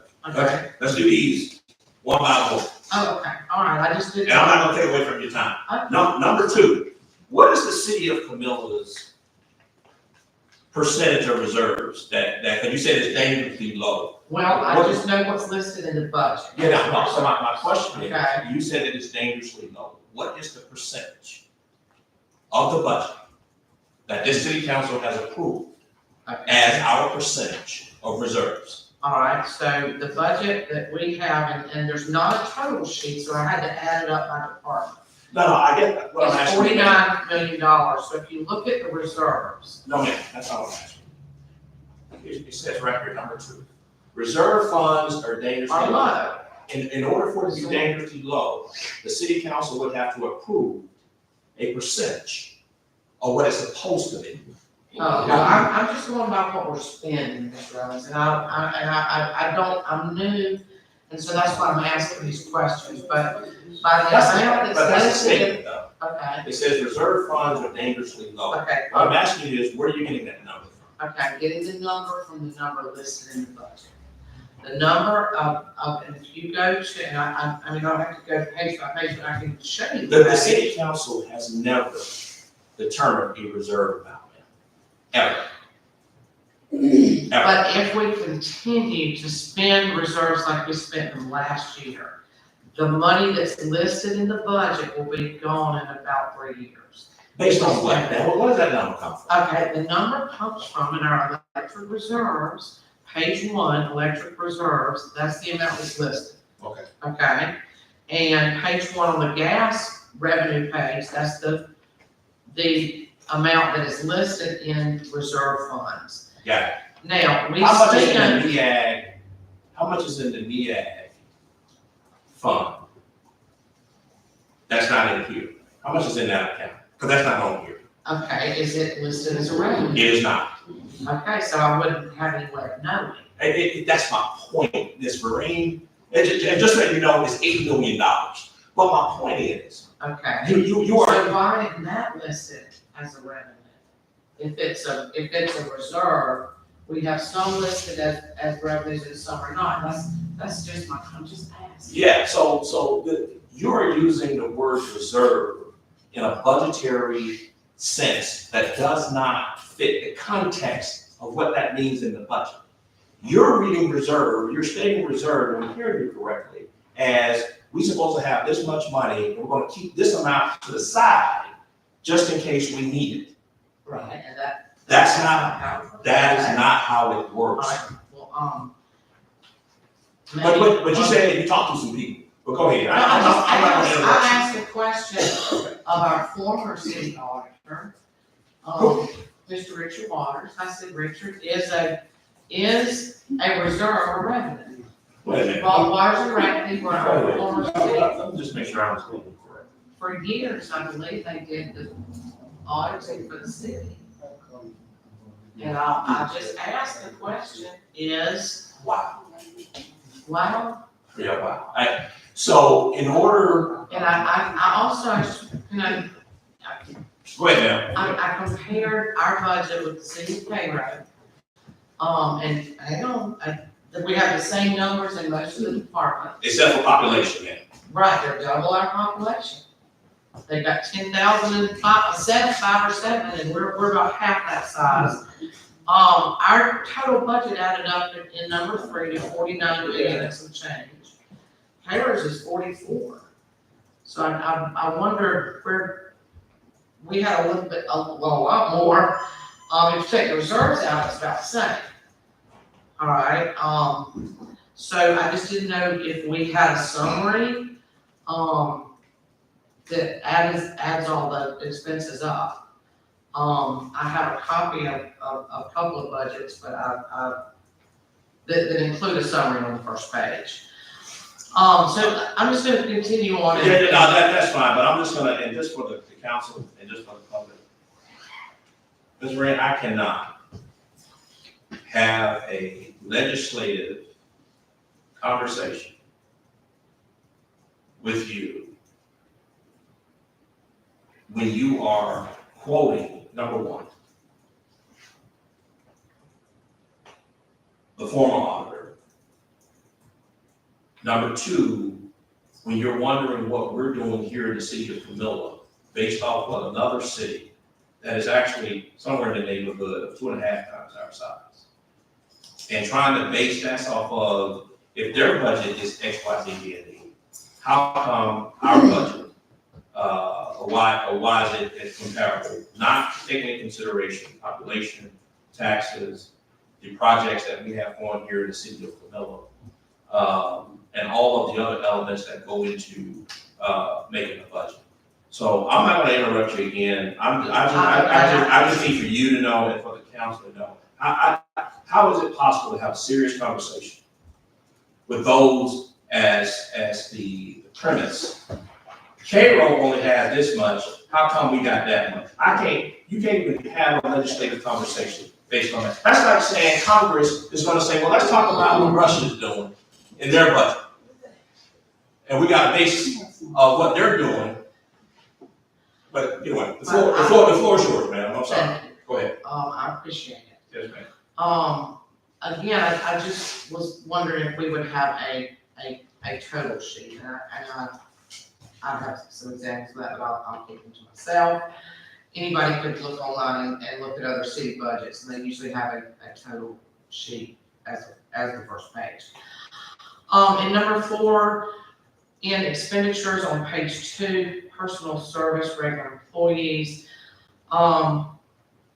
there's 180,000 and some change for salaries, and I'm assuming that this includes a city manager. And if this is in the budget that we're considering, my question just is, should we be actively seeking a city manager? Number 5, and total hot button topic, $35,000 for election expenses.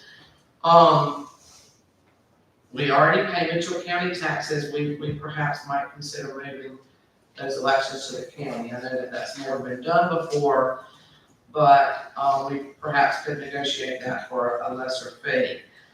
Professional auditing in the county, I did see in the, and this was in the paper that we had, that's got the terms on there, that there is a firm by the name of Valenti, Raffy and Associates that is our city auditor. And I just was wondering if we could perhaps get a copy of that audit. Okay. Number 7, again, a very hot button topic. We've increased from, but I think that that's kind of been said enough tonight, but I just brought to attention that we were going up considerably in legal fees. That's 75,000 to 125. And I know this bothers you, Ms. Rose, and I'm so sorry, but the city of Cairo, with a considerably larger population, their budget is $21,115 for legal services, and I just wanted to bring that to y'all's attention. There's an economic development salary on page 16. It was not in last year's budget, but it's in this budget. This is question number 8. So should we take this out because there's nobody in that, or maybe we have plans to put somebody in that position? So that's just a question that I had for page 16. Also along those lines, again, the library, and I'm not meaning to upset anyone, but Cairo gives $237,500 to the library. Animal control, $30,000. I personally thought that was a lot of money. I kind of like to see what that's paying for. I don't know if that could be itemized or not. Also on economic development, the $100,000 for the College and Career Academy. I just wondered exactly how much of this is actually given to the school, if there existed an accounting of this money. Did we have a liaison at either the high school or the Board of Education, and if they controlled how the money was spent, or if we did? Downtown events on page 17, there's listed a professional marketing contractor for $30,000. I just wondered who this person was and what they did. I know recently we have had Evening in Blanc, and there was a concert at the stadium. I'm not sure, but my question was if these were both in excess of $20,000 and paid for by the city, they were not listed in either budget. And my question was, will we be asked to pay for these again? Also, I wasn't sure what $20,000 for Christmas, if that was new decorations or maybe existing. In the ARPA projects on page 18, there's a youth employment program for $100,000. And I didn't know if we employed those people, if so, what did they do? The library is listed again on that page, and I think from what you said earlier, you wanted to add the $18,000 to that, ARPA page there. Page 5, water and sewer, and again, I'm new to this, but I'm questioning, if we're transferring money out into water and sewer, does that mean that we're $54,000 over budget? If we're spending more than we're taking in, maybe the fees should be adjusted accordingly. Same thing with solid waste, and it's not much. Again, 54,000 in water and sewer, and I think it's like 23.3 and some change in solid waste. Again, if we're short that, if we have to transfer money in, I think that means we need that extra funds. So, and I know that several of you on the council are very opposed to raising rates. So again, we might want to look at how to make up that difference. The last page is the budget for the Urban Redevelopment Authority. I just questioned if the $5 million is a revenue, it's a loan that we're paying back, and again, I shouldn't have said it as a statement, I apologize. I should have asked a question. If it's a loan, perhaps, and I mean, what should be in the budget is the payback. And that would be an expense that we would have to pay back. I question the $750,000 for the resource center. I was told by someone that the money was from the MEAG trust. It's probably left over from what paid for it. And I just wondered if we perhaps could get an accounting of how that $750,000 was going to be spent. What's noticeably absent from the Urban Redevelopment Authority budget is, and I'm just in the question phase, utility bill, insurance, upkeep on the beautiful, which is going to be both of them brand new, very expensive properties. Who's paying the bills and what are the bills? I didn't see an accounting for these in here. The properties that are listed, the McNeil building, I'd like to see that spelling correctly. It's not spelled correctly. Again, revenue 64,000, expenses 85. We're a deficit at 21,000 there, 10,000 for the depot, and that's 7,500 for Broad Street. So that is let's see, almost $38,000 that is going to have to be paid for by something, I guess, taxpayer money, unless, and I'm just asking. Now, noticeably absent is scores, and I didn't know if there were any other properties that this authority was responsible for. But in a budget for each of these, I personally would like to see, for each individual building, what are the utilities, repairs and maintenance, insurance, so forth, as opposed to the revenues that we get from them. We've got the revenues. There is one note there, the McNeil building listed that revenue twice. It's listed in the general fund on page 2, but it's also listed here. So one of those $64,000. It's listed twice. I do have a record that I was given about stores expenses for 2023. Now that $411,000 does include the purchase of the building and the construction, but we did pay the utility bill and several others, and I have requested the information for 2024. But if but that information hasn't been available to me, but again, we would need to know exactly what that's costing to include it in our budget. I know that you mentioned at the last meeting that you were doing some restructuring there. So Restructuring for what?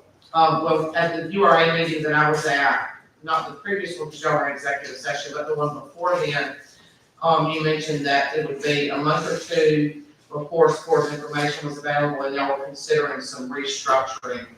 So we look at that in January, I think was the discussion that I overheard. So So again, I just feel like with a business, we need a little more information there in our budget to know what we are going to be spending. And my last questions, I just wondered if, city employees do work at these properties.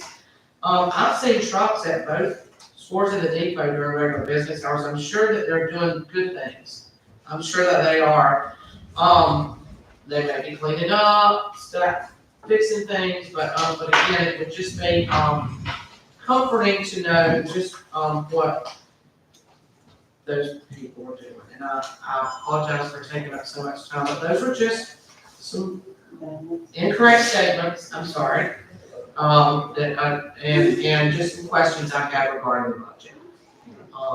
And that is, all I've got, so that's. No, that is fine. I will tell you though, so for the $5 million for the jail. You can't think of a budget like a check. Whenever you bring money in, whether it's from a bond or from a loan or whatever the case may be, for the budget, it has to be accounted for. That's why it's called revenue. So it's not revenue and this is why I want to make sure that folks don't get confused when you're talking about the budget, because it's a totally different animal, if you will.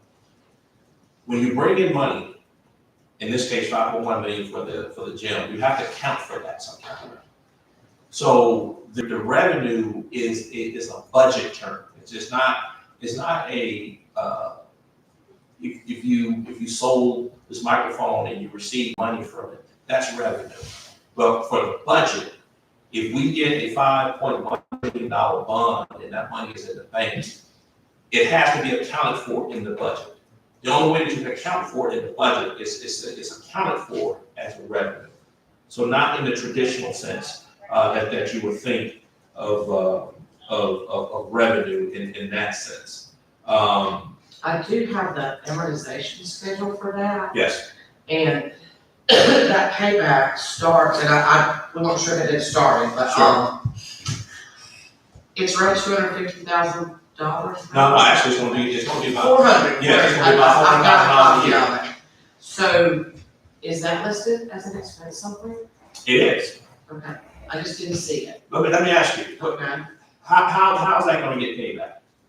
That note for the gym? It's T-SPOS funds, I believe. No, Or SPOS. SPOS funds, okay, so It's SPOS. special local option sales. That's right. And there's actually more SPOS money than this year's payments. Indeed, So the so payments do go up, so, and hopefully the SPOS money will too. that's right. We're about $1 million in SPOS right now, and we earn about $600,000 every year in SPOS. So what you end up having is, even with the new gym, not only does the gym pay for itself, you still got about $200,000 to $300,000 left over, plus the $900,000 you already have in the bank. So what were we spending that money on before this? And I think Ms. Jess talked about this, park improvements, with the advent, two things happened 2 years ago, Mr. Green, and that is ARPA. Right. ARPA changed the game, right? And the city of Camilla about 2.5 years ago got a T-SPOS.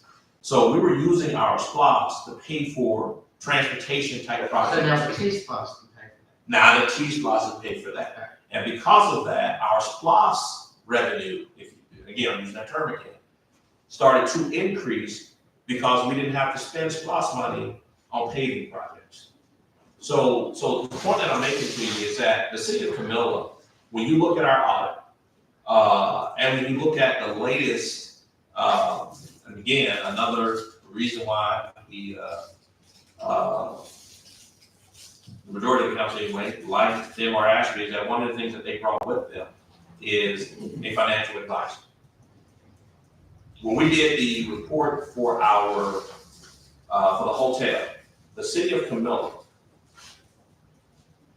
financially, is doing very well. There are elements to your document here that are not necessarily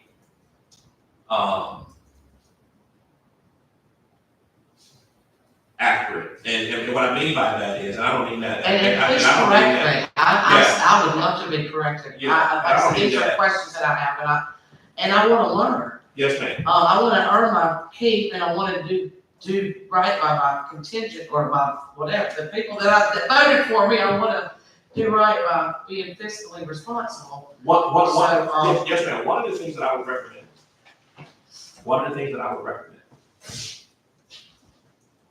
keeping my earlier admonishment in mind as it relates to what I think about all of this, from Loganville forward. Keeping that in mind. Here's what I would recommend. I would recommend having a conversation with our actual auditor so that Valenti and Rackley can tell you exactly what that is. I would also, there's a lot of records requests and this type of thing. I would put in one, but I think Cheryl just pointed it out. A lot of this stuff is online already. Have a look at our audit report. Have a look at our audit report from the state of Georgia. That will help you understand exactly how we're doing as a Well, city. the audit probably has those figures you were talking about, percentages, and it wouldn't be hard to figure out percentages. Indeed. Okay. There is a more definitive and Because it would be nice to know how much is sitting there. absolutely, and that's all in the audit. Okay. That you're not gonna get from the budget. And that's one of my questions, I'm sure it's out there, where is it and how do I find it? Indeed, and so Okay. for the audit, I think. The sheriff said she could send it to me. Yeah, absolutely. I think the audit is out at, Carl Vincent. If we don't already have a copy, if you will. So, because I know you wanted. Yeah. You know what? Yeah, the last 2 years. I have a suggestion. Because I know this, and I agree totally, people want their Christmas bonuses, and I actually asked Lisa last week, I came in and asked her, because I didn't understand some things as well. And she said, we need to get this passed. Indeed. And I totally agree, and I just, I was hoping that maybe we could hash some things out and have a vote next week. Well, Or do we have to do it tonight? Well, here's the thing. A couple of things. We had no less than 3 budget amendments. Right, I was at 2 of them. And the third one was online. And indeed, and I was there too. And indeed, these questions here would have been awesome. Because. But I didn't have a copy of the budget. Well, Well, nobody gave me a copy. well, ma'am, by law, we have to make it available. So it's been available since June or July. All I had to do is come up here and get a copy. Can I ask one more question, and then I promise I'll. Oh, no, ma'am, you're fine. I'm so sorry. You're fine. The only thing that I would really like to see, to be able to make an opinion, or a judgment, or yes or no, or whatever. And I have one that goes through June, and it has, okay, here's what we budgeted, and here's what we spent. Mhm. All right, I kind of see this one as a Christmas list. And that's great, because everybody needs a Christmas list. But if I could see what was spent last year through the end of the fiscal year, then I can make a really educated decision. Like, so we budgeted $50,000 and we spent 70, so we might need to budget a little more. We budgeted 50 and we only spent 30. So. Yeah, and you know what? I think my approach to run for office may be different than others, but I do all of that before I come see the clerk. I don't wait. Let me stop there. Here's the thing. What I would say, Mr. Ring, is this. Right now, we are operating, even though the charter allows us to do so, we are causing serious problems for us. We got an audit that is due at the end of March. We are playing a dangerous game right now. And I would recommend that we put an end to that tonight. We are now operating in month 3 on a 2024 budget. And what you can do, Ms. Marine, if we get a motion and a second, you'll be more than welcome to have their concerns and vote no, if need be. But we have to, we are in some dangerous territory right now. And from my perspective, for absolutely no reason. For no reason at all. There has been, but the best that I can tell is $25,000, we didn't get $25,000 to the library. That's about as best as I can tell, is why we are currently really putting ourselves in jeopardy right now. And in the spirit of compromise, And I think that is a fabulous idea about use the ARPA money and let the people decide. I think that is awesome. That is awesome. And I apologize for taking up so much of all of your time, but I just stir up, and I want to be fiscally responsible, and that's all I have to say about it. Okay. well, I just want to say one more thing to you, right? Okay. Even though I have my opinions as it relates respectfully, as you sit in that seat, have my opinions on that. Understand this, man. As you're sitting there, you do not have to apologize for asking questions. You don't have to apologize to debate. This is what this legislative process is meant for. None of this stuff up here is personal. If you have questions, you ask them. As long as you're sitting there, you do not owe anybody an explanation on the questions that you may have. And even though it may get on, look, I get on folks' nerves every once in a while. Trust me when I tell you that. I get on their nerves and I'm not even saying nothing. You know what I mean? So you don't have to apologize for rigorous debate, whether I agree with it or anybody else agrees with it. It is of no consequence. You ask the questions that you want to ask, man. I appreciate it, and I appreciate your answers, and again, thank you all for your time. Those were my questions Good deal. and statements, kind of. Yes, ma'am.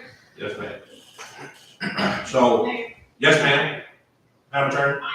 I think there was, or maybe a pending motion, or you're about to make a motion to take, an action, maybe to go on an action item.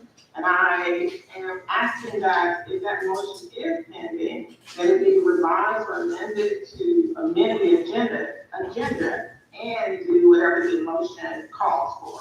You can do that in the same motion because the published agenda does not have the action items on it as it pertains to the budget. And so to the extent you're going to make such a motion, or a member of council is going to make such a motion this evening, we would need to have the amendment as a part of the motion or proceeding. Yes, ma'am, and I want to make sure, you may have this on here. I think we got to the motion part, but I don't think we got to the second part. Well, what I wrote down is to approve. I thought the debate, I thought Ms. Lorraine was asking the question. Okay. Was there a motion? Yeah, I know that, but I'm saying, but we never got a motion in a second. Yeah, so Madam Attorney, we will still say, we didn't get a motion and we didn't get a second for that. So I'm just gonna ask it just fresh to add it to the agenda. As an action item. As an action item, yes, ma'am. Thank you. Yes, ma'am, thank you. All right, so council, at this time, is there a motion to add the approval or consideration of the fiscal year 2024-2025 budget as an action item for tonight, as submitted with the addition of the $18,000 for the library from ARPA funds? Is there a motion? So move. Second. I have a motion, is there a proper second? Any discussion? Yes, Yes, sir. two things that, would have to change in this budget. Number one is the library would have to be funded back up to the 40,000 as it has been, and it should be to start with. The other item is the, last page in the budget of the Urban Redevelopment Authority. That it should not be a part of this budget. It is funded, a line item out of economic development. That money is shown here, but this is not part of the budget. And it should not be in here, and I will not vote for the budget ordinance in there. Okay, got it. So the URA was created by the council. The IGA, or the intergovernmental agreement from the council, approved the initial funding of it and the continuing funding of it. It is part of the budgeting process, the budgeting process, if you will, of the city of Camilla. So it doesn't get any clearer than that. Now, I could probably understand why there may be some confusion, because some of the other subsidiary and the Camilla Development Authority is also part of our audit, if you will, as a subsidiary, if I'm using that term loosely, of the city of Camilla. But also, one of the differences that URA has that it doesn't have with the Camilla Development Authority, which you chair, sir, is an IGA. We have an intergovernmental agreement that is active and ongoing with the URA.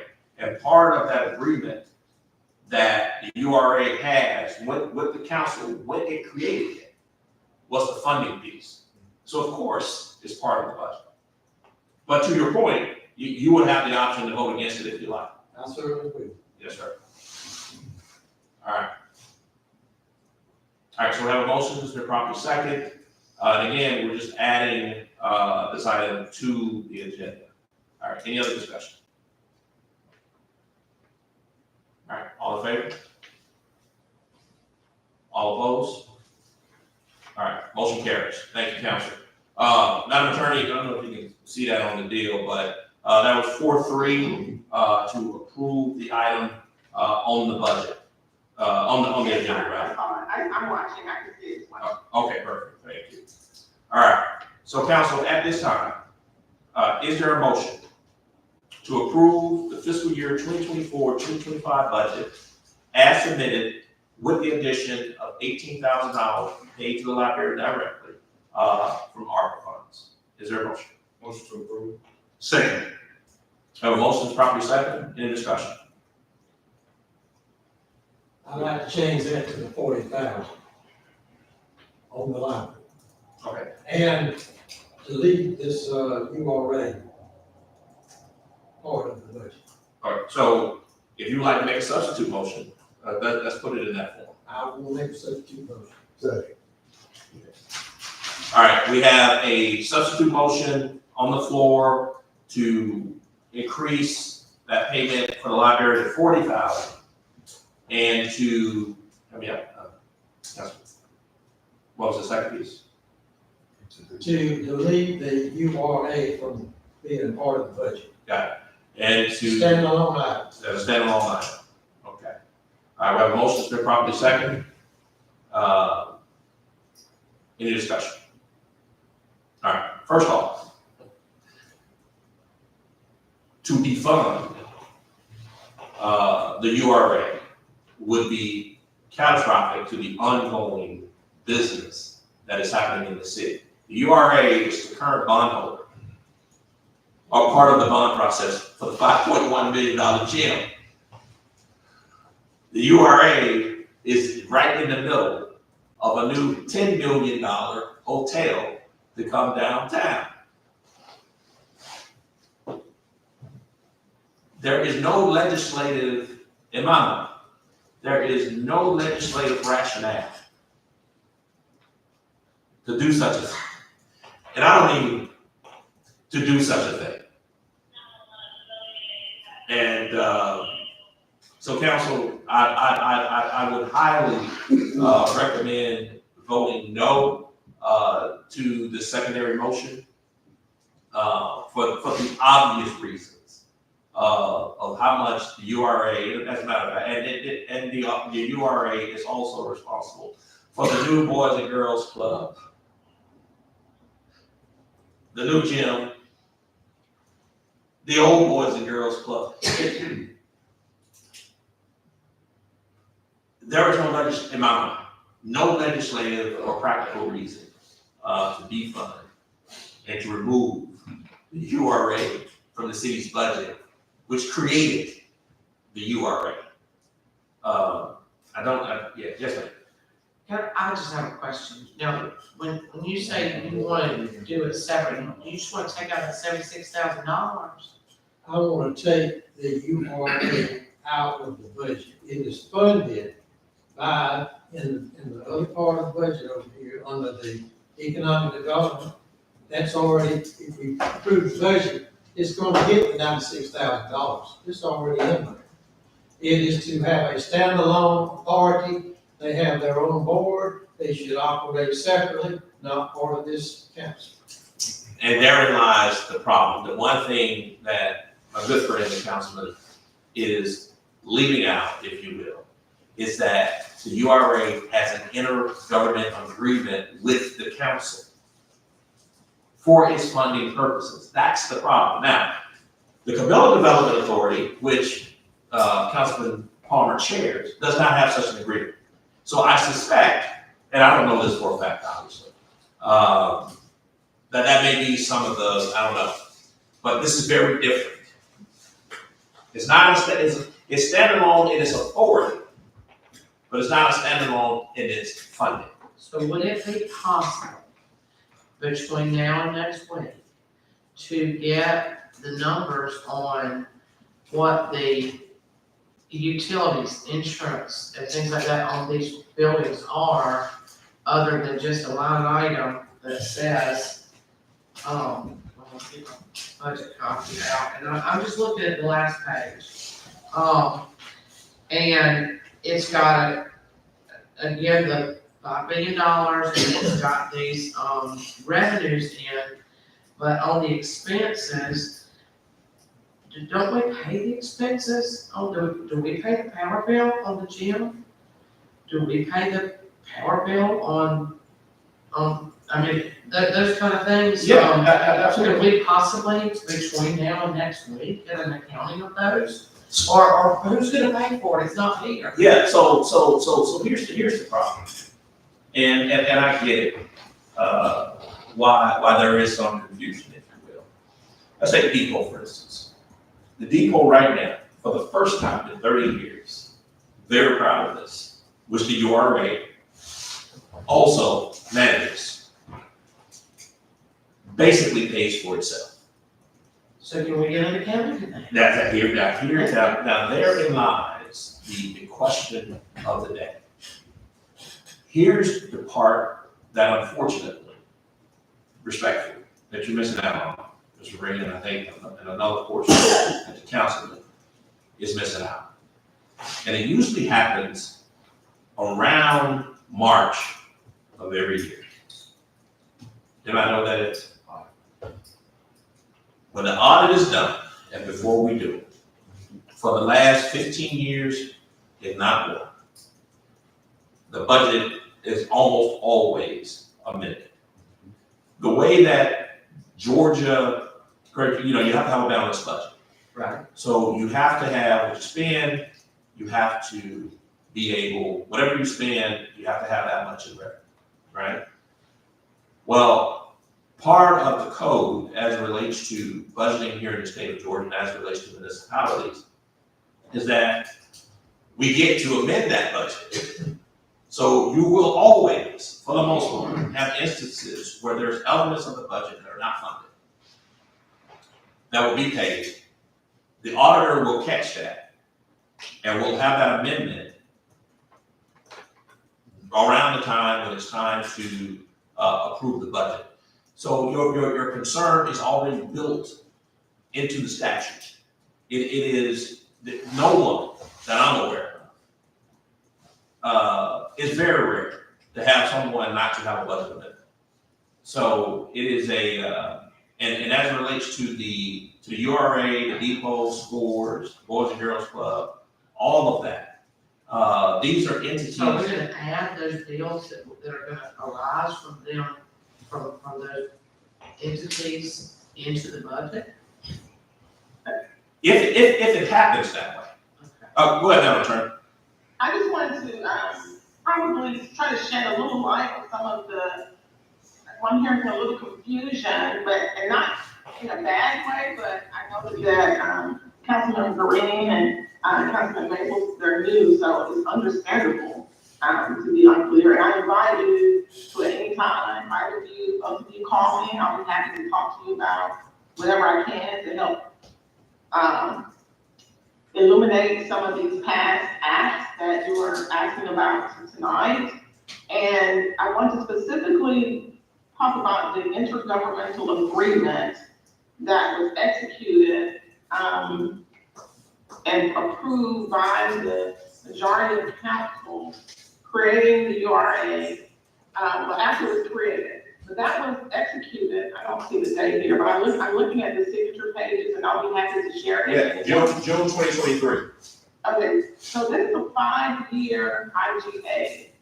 So the intergovernmental agreement is for 5 years. And it cannot be terminated with less, it takes a supermajority to terminate the agreement by affirmative vote. The reason that that is done, and was done perhaps, and is customarily done in other entities, is because the URA is a vehicle through which the city can get bonds issued, and allow it to do the economic development that benefits the entire city. And so within this IGA, that is a 5-year contractual obligation on behalf of the city authorizes the URA to utilize City Hall or any other city-owned property to conduct its public meetings and for other operational purposes at no cost or expense to the agency. It allows the agency to have reasonable access to city staff and resources to conduct its operations. And that's, if my memory serves me correctly, council and mayor, that was because that keeps the budget of the URA down if there's a sharing of city employees. This is also not an uncommon arrangement for URAs, which are component units of the city government. Now, I'm not disagreeing with the URA, Ms. Wiley, I'm sorry, I just want to see a better accounting of the finances for these I know, I buildings. was just speaking to the question concerning, not funding it, and I wanted to say that there is an obligation in this agreement to fund the URA, during each budget cycle, in the budget process. And such funding shall be in addition to any amount received by the agency for services outside of the agreement. And so I just wanted to let you all know, the council and the public know, and to remind council, I'm sure some of you already know, that the URA's intergovernmental agreement with the city requires the city required to fund the URA. It does not have its own employees, it doesn't have its own executive director or any of that, but to fund the necessary things needed to do the economic development that's in the URA plan. And I would be happy to send that out, but I needed to say that. So let me ask you this, is it like considered a separate department? Or is it just like a? It's a component unit. The URA is a component unit. Okay, so it's not like a department, so it doesn't have like a number, like, general fund is 100, electric is 505 or something like that. So it doesn't have a number for its That's a great expenses. question for you, son. Right. What I know is that the URA, accounts are maintained by the city financial folks, so Lisa, they still have all of the financing and the expenditures are rising and are housed with our chief financial officer with the city. So if that's the case, then there ought to be a list, like there is for every other department that's got a itemized list of all their expenses. And that's all that I'm asking for, because I promise you, I want to get this budget done just as much as anybody else does, but I want to be transparent about it. So that's why I was just asking about those particular, there's some expenses that are missing. No, you're asking really good questions. I think, when you walk into this public sector where you're gonna learn, and when you go through your training, the Georgia Municipal Association offers for newly elected officials, a lot of this stuff is gonna be a lot more clearer to you as well. So you're asking questions. I think the world of government, public sector service, a different language is spoken. I had to learn it. And so some of the things you're asking, I understand why you're asking them, but I just wanted to clarify where I stood, and I know that, come in the future, once you get your training and once you start looking at this stuff, you'll start to make a lot more, you'll understand it more, and maybe you'll still have the same questions, but and maybe you won't. Thank you. You're welcome. Yes, sir. To untwist what has been said as usual around here, I am not saying defund the URA. It's a line item in the economic development budget for $96,000 to be transferred to the URA. What I am saying is that the URA has a 3-member board that makes their own decisions, not this council. And that's where I have the problem. It should not be part of this budget. That means if we adopt this budget, we are approving everything the URA does. I do not approve everything they do. So therefore, this is absolutely got to come out of here. Yeah, and I think that right there, that last sentence puts it all in perspective, right? You voted against the URA. And I suspect in voting against the URA, that's also voting against the work that URA is doing, which I would argue is awesome work. And if you look at the faces of the children that the URA directly impacts, you would say the same. And I would also say for the grown folks here in the city, the URA as an economic development force has achieved a lot, if you will, in this last year. And I would argue that we've probably met more, I argue it's a fact, that we've met more than any other, we've met more in the last quarter than any other component unit of the city of Camilla has met in the past year and a half. And I think that may be part of the issue, if you will. But we've been extremely productive, and you can see it everywhere that you go to around the city. So yeah, in terms of language like twisting up of words and these types of things, the fact are the facts. You can't deny the economic mobility, upward mobility of this city over the last 2 years. I know folks try to do this revisionist history type thing, but you can't deny it. We are moving at a record pace. And I know that there are some that are trying desperately to slow it down. What I can tell you though is this: we are operating in a very competitive environment here in this region. We have our police officers, our firefighters, and our standard workforce, if you will, folks that come here every day and bust their tail for the city of Camilla, that have not received the compensation that they were told. And the best that I can tell, because all of this stuff right now that we're hearing about, we didn't hear it from June to December. When asked to contribute and participate in the process, you can look at the video. I saved it because I got something later on to do with it. They read magazines, packing up stuff.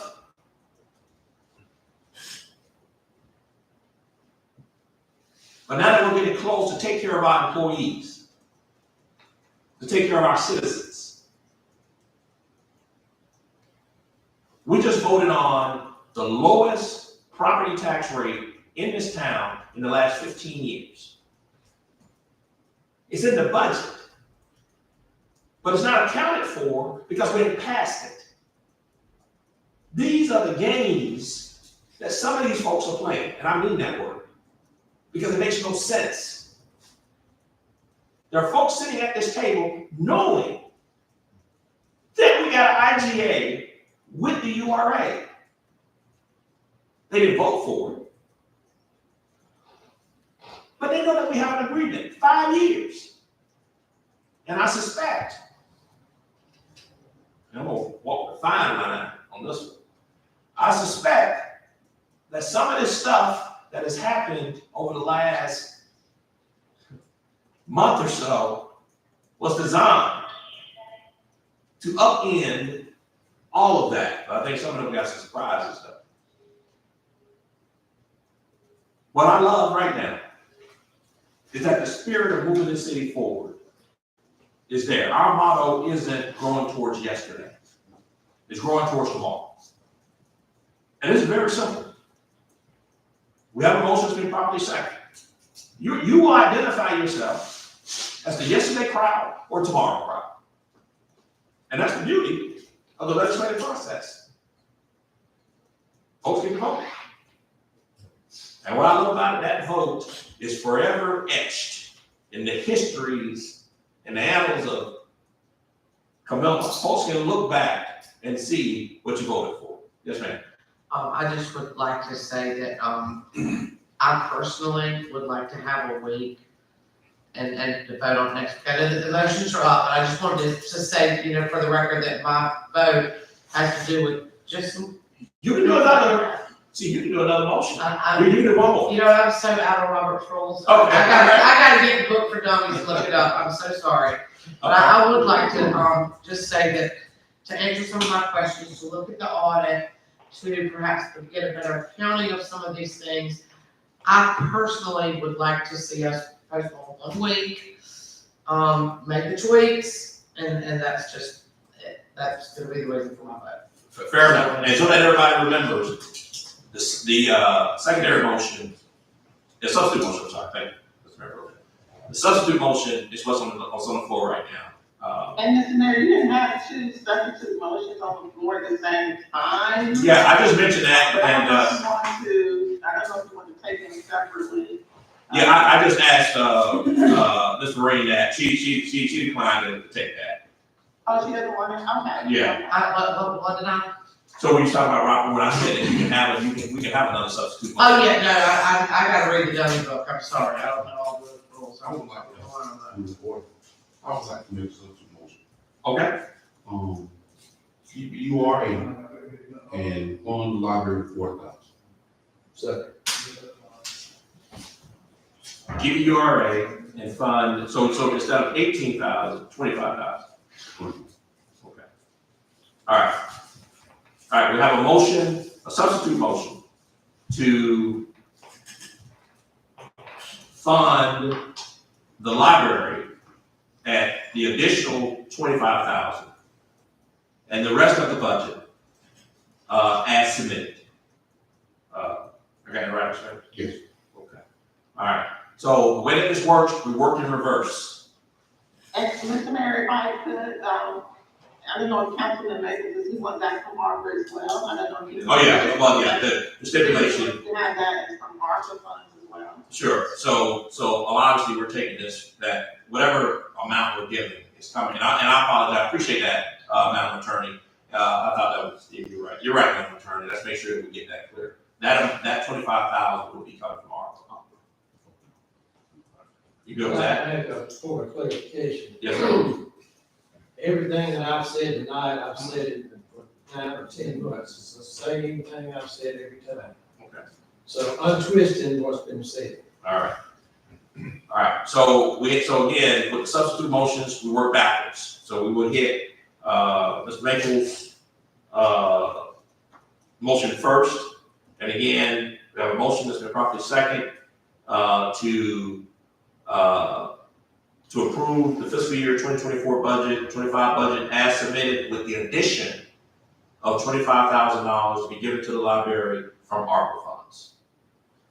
All right. Mr. Mayor, how much do we have in the opera funds right now? So, well, we definitely have the 25,000 and the 18. but roughly, Lisa's working on that amount right now because, and again, we're gonna get to that item down to number 10. But we're operating with roughly 70,000 to about 150,000. That is remaining there. And that's it. That's it. That's it. But again, we haven't gotten there yet because there's another component to that. I know that we have 18,000 or 25,000 in ARPA right now, but there's another element to that when we get to number 10. So I just want to make sure that we are that I think to Mayor Pro Tem's point, that additional 7,000, and I don't want to jump ahead to number 10, but every dollar counts as it relates to ARPA, and that's into the 18,000 mark.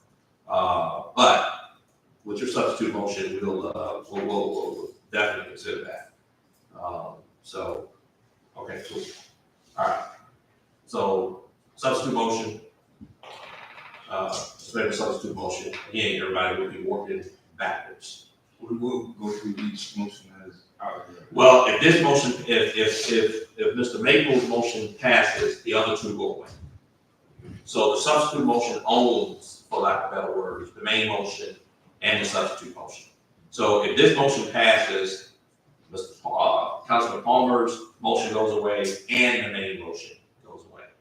If this motion fails, then we will go to Councilman Palmer's, and then if Councilman Palmer fails, we'll go back to the main motion, which is the 18,000 and as submitted fiscal year 24-25. Okay. So first up is Ms. Maples' deal. And that motion is 25,000 and keep the URA. Well, 25,000 and that would include everything, meaning the fiscal year 20, as it was presented 3 months ago. Yeah, everything stays in. All right. Just want to be clear. Indeed. All right. Any other discussion? All right. Madam Clerk, let's roll call vote. Councilmember Green, As stated previously, I will be voting no.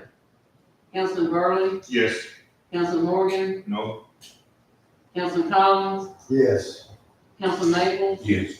Councilman Palmer, No. All right, motion fails. All right. Yeah, motion fails. All right, now we will go to Councilman Palmer's motion of removing the URA from the budget and 25,000. They said 40, but I mean, you're saying it's different, so 35,000 from ARPA. Madam Clerk, it's your roll call. Oh, sorry, that's good. Okay, so we're doing Palmer, yeah, yes, ma'am. 40,000 for the library. 25 Well, from ARPA right. and 25 from ARPA and removing the URA. Councilmember Green, No. Councilman Burley, No. Councilman Morgan, No. Councilman Collins, Yes. Councilman Maples, No. Councilman Palmer. Yes. All right, motion fails. Thank you, council. At this time, we're back to the main motion, which is additional 18,000 for the library and the fiscal year 2024, 2025 budget, as submitted. All right.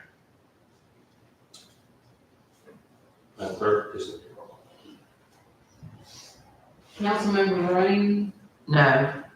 Councilman Burley, Yes. Councilman Morgan, Yes. Councilman Collins, No. Councilman Maples, Yes. Councilman Palmer. No. Mayor votes yes, motion carries. Thank you, council. All right. Item 8, Department of Community Affairs, planned first presentation December 9th. So next week, State of Georgia will be here in the House to present to the citizens of this awesome city our planned first designation. We are one of 6 cities in the entire state that was awarded this designation. This is on top of the city of Camilla being one of 9 cities last year as being a visionary city. And just this past summer, fall, I was in Athens picking up another $1 million check in CDBG funds for the citizens of this city.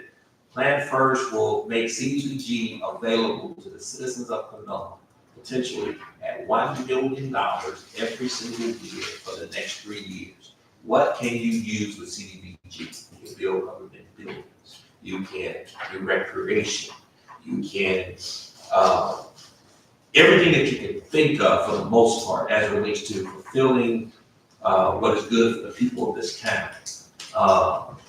We will be eligible for the next 3 years. The state of Georgia will be here next Monday night to officially present that to the citizens of Camilla. I'll tell you something, I don't care what nobody says. You are doing great things, the city of Camilla. Great things, and not only are you doing great things, you're being recognized for it. So does that come in the form of a grant if it's applied for it, or? Yes. Come bring you a check? I mean, I'm just curious how it works. So you are non-eligible. So typically, you can only apply for CDBG every year. If that, but you gotta have a certain amount of the previous CDBG, even if you get the CDBG, it's a very competitive thing. But the fact that you are eligible with Plan First, you can apply for this every So single you year. apply for it? Every single year. Okay. Every single year. Yes, ma'am. Could we prepay on the gym? With the CDBG? No. So the bond is already there. It's. The bond, that's no prepayment, early payment. I think you could. I think in terms of the list, you could do that, but I don't think you couldn't pay for it with CDBG's office. Yeah. I think if there was an issue, related to the, if we ran into an issue, if you will, then we would just simply use SPOS, to do that. But I don't believe, Madam Attorney, you can correct me if I'm wrong, I don't think there's a prepayment penalty associated with this bond. I don't think there is either. I think our bond counsel looked at that. But I will double check if I'm wrong, I will let everyone know. Okay. I don't think so. Okay. Perfect. Yeah, good question. Yeah, good question. All right. So yeah, so that's us next week. It's gonna be a great day. Great day. All right. Item 9, Boys and Girls Club renovation. That's not the new building, everybody. I want to know why. That's the roof. That is the roof, and I need for everybody to see this because of what I'm going to ask you.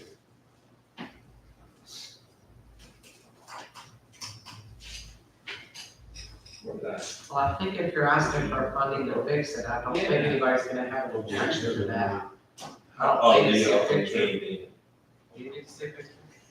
What happened? I was just saying that if you're asking for funding to fix the roof, I don't need to see a picture. I think that most everybody here would support fixing the roof. If it's gonna fall in on kids. Oh, no, well, I think that's a very good thing to fix it. Yeah, well, you should have been here 2 years ago, because that wasn't the case. Because we said that was gonna happen, and it still voted no against it. Well, I think that that's a very good thing to do. Now, that is good to hear.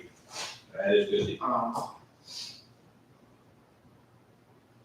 There's a concern back What is then, the cost to fix it? and that's just it. We're gonna have to get somebody in there, to number one, just talk about. Have they been able to open back up though? They got it Yes. fixed up and open back up? Yes. Okay. Yeah, they're back in there now.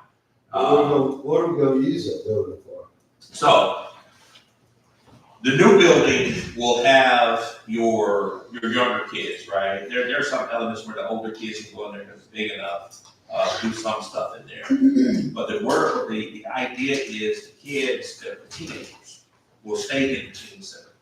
And the idea is to make the old teen center, what's there right now, look like exterior, like the new one.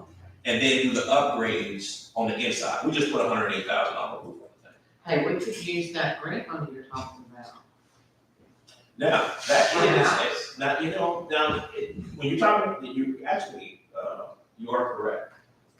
We could use, that is what the young lady said the other day when we did that, wasn't it? So we fix the road, and we get your, You want to sewer, but I mean, there's other things that we. but again, yeah, you're gonna spend all of it, but you could take, or it's probably gonna cost 75 for the rest, I would guess. No, well, it was we've already spent 108. So we'll keep the building, the But you can bones. set aside some of that too. Oh, absolutely. The teen center's roof that caved in or Yes, sir. another? No, the team, well, yes, sir, it was the team center roof, but right now, because the other building got to be torn down because it was in such bad repair. Everybody's in this one building now. Hopefully here in the next couple of weeks, the younger kids, maybe will be over to the new building. But anyway, to Mr. Green's point, just imagine all of the towers coming down, for the most part, inside of this building. And I say this, by the grace of God, don't know how any of those kids did not get in. So is it taller? No, No, we went ahead, it's already fixed. it is fixed. Okay, all The right. finish was it. So the ceiling fell in, See the top. the ceiling fell in. You know, the square, like, part of the board. Yeah, drop system. Yeah, All right, so, like I said, I don't need to see pictures. Okay. We're good. yeah, so whatever that amount is, the idea, and picture two just got in here. Imagine that. Just so happened, those kids were not there. They were in another place inside. But as the night progressed, the rest of it came down. So, but that's where we are. So that being said, we'll be coming back to you, council, probably, the URA, probably in the spring, early spring. Well, the tiles gotta get replaced immediately. But we'll be coming back to you in the early spring to talk about the facade of the old building. So when people drive down here. So they'll match. They'll match, Gotcha. exactly. So Without, where's $108,000, where did it go? oh, for the roof, Does it fix the roof? to fix the They roof. already fixed it. Already fixed it. Okay. Yes, sir. So did we do that one, or did somebody else come in? and We do it? contracted. The URA, Awesome. the URA approved it, Okay. so, but yeah, okay. So that's, you know, kind of one of those contingencies where it'd be nice to have a little maintenance in the budget. No, is there, so, now with a new budget, we have we can do our capital projects, we can do all our stuff. And the first thing, I'm assuming, Lucas will be on the phone here, probably this is over, to let folks know, they'll get paid. So that is good stuff. That is. Okay, you're right. All right, so just keep your eye out for that, but we're gonna need to get those tiles replaced, so we'll be getting on that. But that should be within, Cheryl's and Luke's, ability to spend. They can spend up to $30,000. I don't think those tiles are gonna cost $30,000 to replace. No, I think we have some. Here, I think we have some. Okay. Other than on having. But I think they can handle that on their own without anything from council. So, all right. And then ARPA final allocation. So by law, we have to designate all of our ARPA funds by the end of this year. Or risk losing it. And we have to spend by 27. Yeah. End of 26. I'll let 27, end of 26. And we've allocated or encumbered the majority of that. We've done great stuff with that ARPA money. We've fed our seniors with it. We've employed our youth with it. We've done some awesome things with our ARPA funds. But now, it's towards the end, and Lisa's working on the final product. And even though we approved it in the budget, part of what I'm gonna recommend has already been done. So what I'm gonna ask council, and we're gonna have to add this as an action item, but what I'm gonna ask is that we take $18,000, obviously, from ARPA to go to the library, and then, split the remainder of that between employment retention, employee retention, and the, youth employment program. Whatever that number ends up being. So 18,000 for the library and 50-50 employee retention and youth employment program. Those have been great programs. Yes, Talking ma'am. about the balance of the ARPA. The balance of the ARP, yes, ma'am. The balance. Share it forward, everybody. Share it forward, everybody. So remember, we allocated earlier this year, it was $8,000 for the spay and neuter program when we created the animal control division. We set aside $8,000 for spay and neuter to come from ARPA. That program, even though we put some of the administration pieces in place, we didn't do the whole thing. We're about ready to roll now. And so this is actually something that you've already approved, council. It's just time to execute, if you will. So thank you, sir. So it'll be 8,000 for spay and neuter, 18,000 for the library, and whatever's remaining from that be 50-50 between employee retention and the youth employment program. We kept some kids off the street with this program, and they learned the value of working because of that. Councilman Morgan brought that to us a year ago, and it has worked out beautifully. You got some of these kids that they can contribute to the household now. It's not a whole lot of money, but they've been working. And when they're working, they're not out on the street. And But where do they learn? so we I'm sorry. No, I know it's getting late. I can ask that another day. No, you're right. We asked all of our nonprofits to open up there. We will pay their salaries. We just If they let them come work. just let them come work. Okay. The Boys and Girls Club is the only one that said okay. So they work there. They work there. Oh. Yes, ma'am. Wonderful. Yes, ma'am. Okay. And young kids seeing other teenagers working and helping them is great. With the remaining amounts of the ARPA going toward youth employment, is this in addition to what's already listed? Pre-employment? Yes, sir. So that money has already been allocated. So, yes, sir. Now, I think the last bill that we got was for about 8,000, I believe, for that. Now,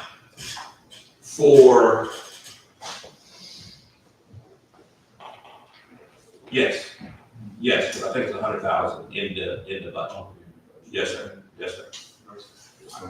And that's what I had a question about that. Sure. So those people are working at the Boys and Girls Club. Correct. As a matter of fact, we had it down as the College Career Academy. Well, That there's was- two places. There was 100,000 for college and career, and there was another 100,000 for youth employment. Yeah. So the youth employment kids are working at the Boys and Girls Club. Yes. Gotcha. Yes, ma'am. Yes, ma'am.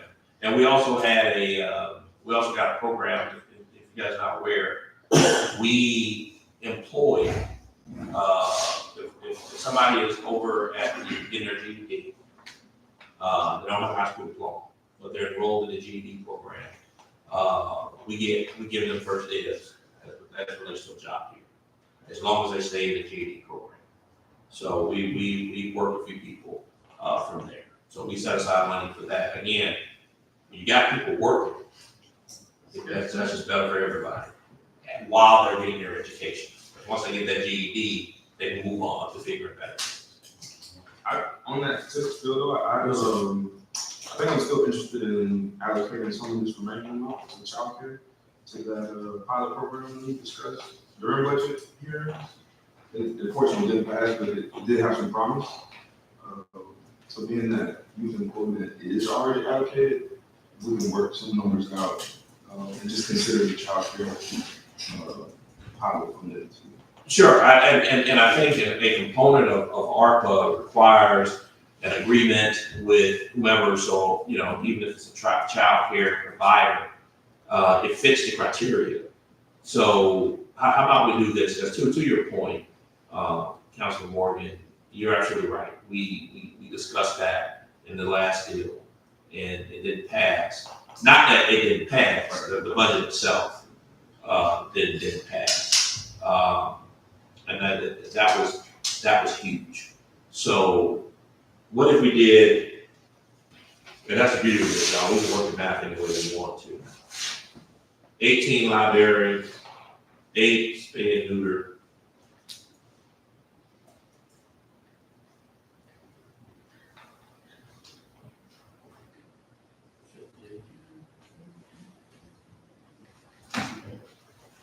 You have an issue with 50, 30, 20, 50% for employee retention, which is obviously huge in this region, especially for our firefighters and police officers. And then obviously we got employees that are working, you know, from the cashier window to outside. So anything that we can do to keep them here would be awesome. So 50% of the remaining amount after the 18 and the 8, 50% for employee retention, 30% for youth employment, and 20% for the child care program. And what that will do is bring us compliant with our ARPA designation. So what I would like to do at this time, council, is ask to add this item as an action item to the agenda. So at this time, council, is there a motion to add the ARPA final allocation as an action item be voted on tonight, which will include $18,000 to the library, $8,000 for spay and neuter program, and 50% for the library, 50% for employee retention, 30% for youth employment, and 20% for a child care program here in the city of Camilla for the remainder after that 18 and that 8. Is there a motion to add this to the agenda? Motion to approve. Second. Have a motion is properly second. Any discussion? The child care piece is assistance funding, so just distinction. Okay, fair enough. Now we're providing child care, which is the funding. So it's something you just apply for assistance? Correct. Gotcha. Another question? All in favor? All opposed? Motion carries. Perfect. All right, council, at this time, is there a motion to approve ARPA's final allocation of $18,000 to the library, $8,000 to spay and neuter program, and of the remainder of those amounts, 50% for employee retention, 30% for youth employment program, and 20% for the child care assistance program? Is there a motion? Motion to approve. Second. Have a motion, probably second, any discussion? All right, all in favor? All opposed? Motion carries. All right, thank you, council. All right, at this time, council, we're at other. And see if we have anything from council members. All right, Shirley. Okay. All right, Jared is the Lord still hanging with us? Okay, let's see if he's available before we take the motion. See if he's available. Can we maybe have a restroom break? Oh, absolutely. Sorry. I don't even know where it is. I'm gonna take 5, I'll see you on the 17th. So if there's unanimous consent, we'll take a 2-minute break. Okay, that'll work. Okay, thank you.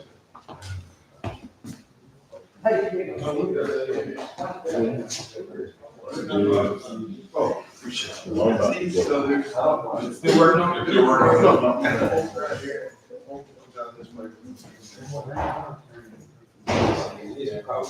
All night long.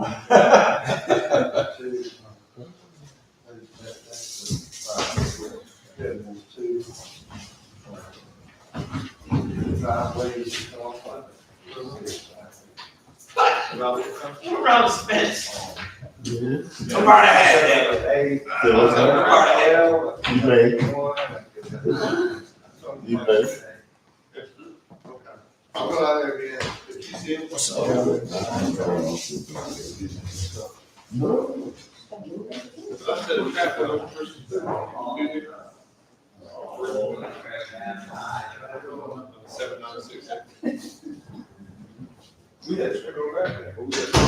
Oh, no, she's gonna call him to see if he's available, and if he is, we'll get him back.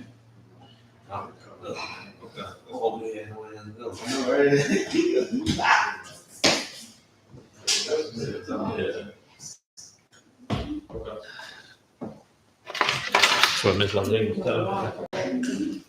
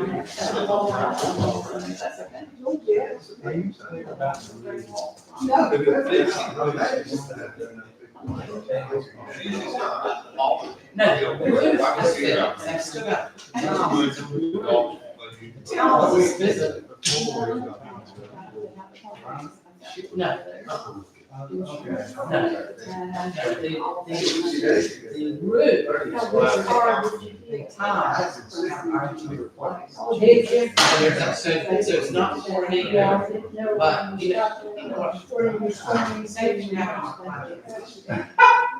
I'm well aware, I know exactly what.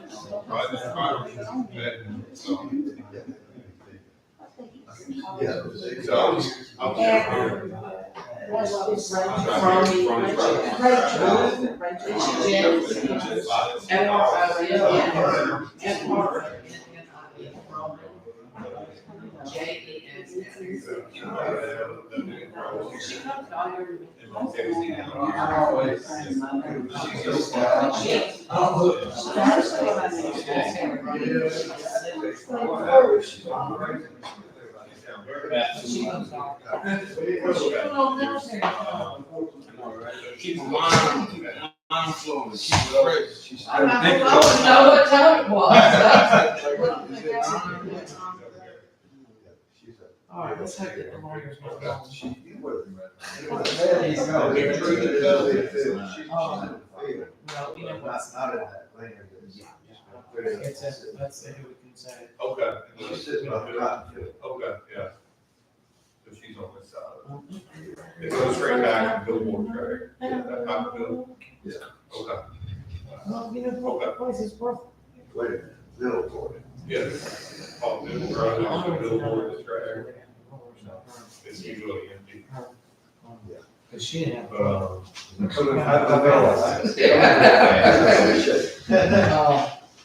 Let me see. Okay. Yeah. That's not bad. That's not bad. That's a good.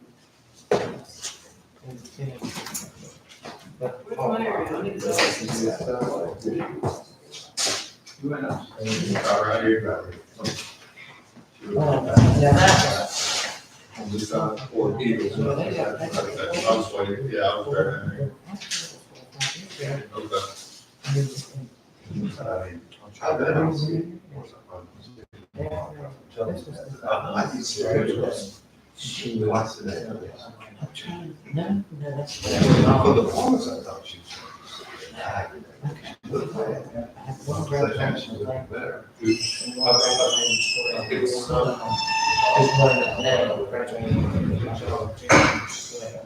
This was first.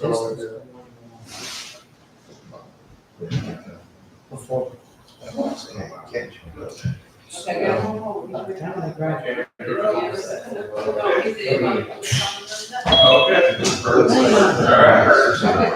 All right, everybody.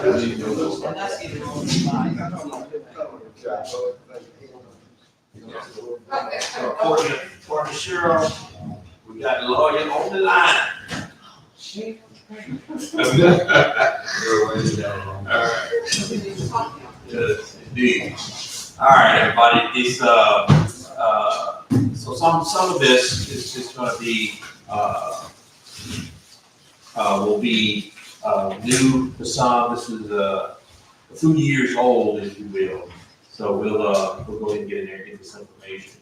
All right, so council, at this time, is there a motion, and we're back in session. All right, if, council, is there a motion, to go into executive session to discuss, litigation? Is there a motion? Second. A motion, proper second, any discussion? All right, all in favor? All opposed? Motion carries. At this time, we're gonna head into executive session, and, we'll be back, once we're done there. All right, thank you, everybody. Okay.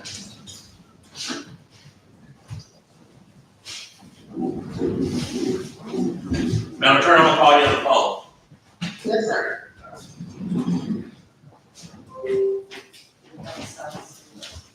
Oh, no, you can see.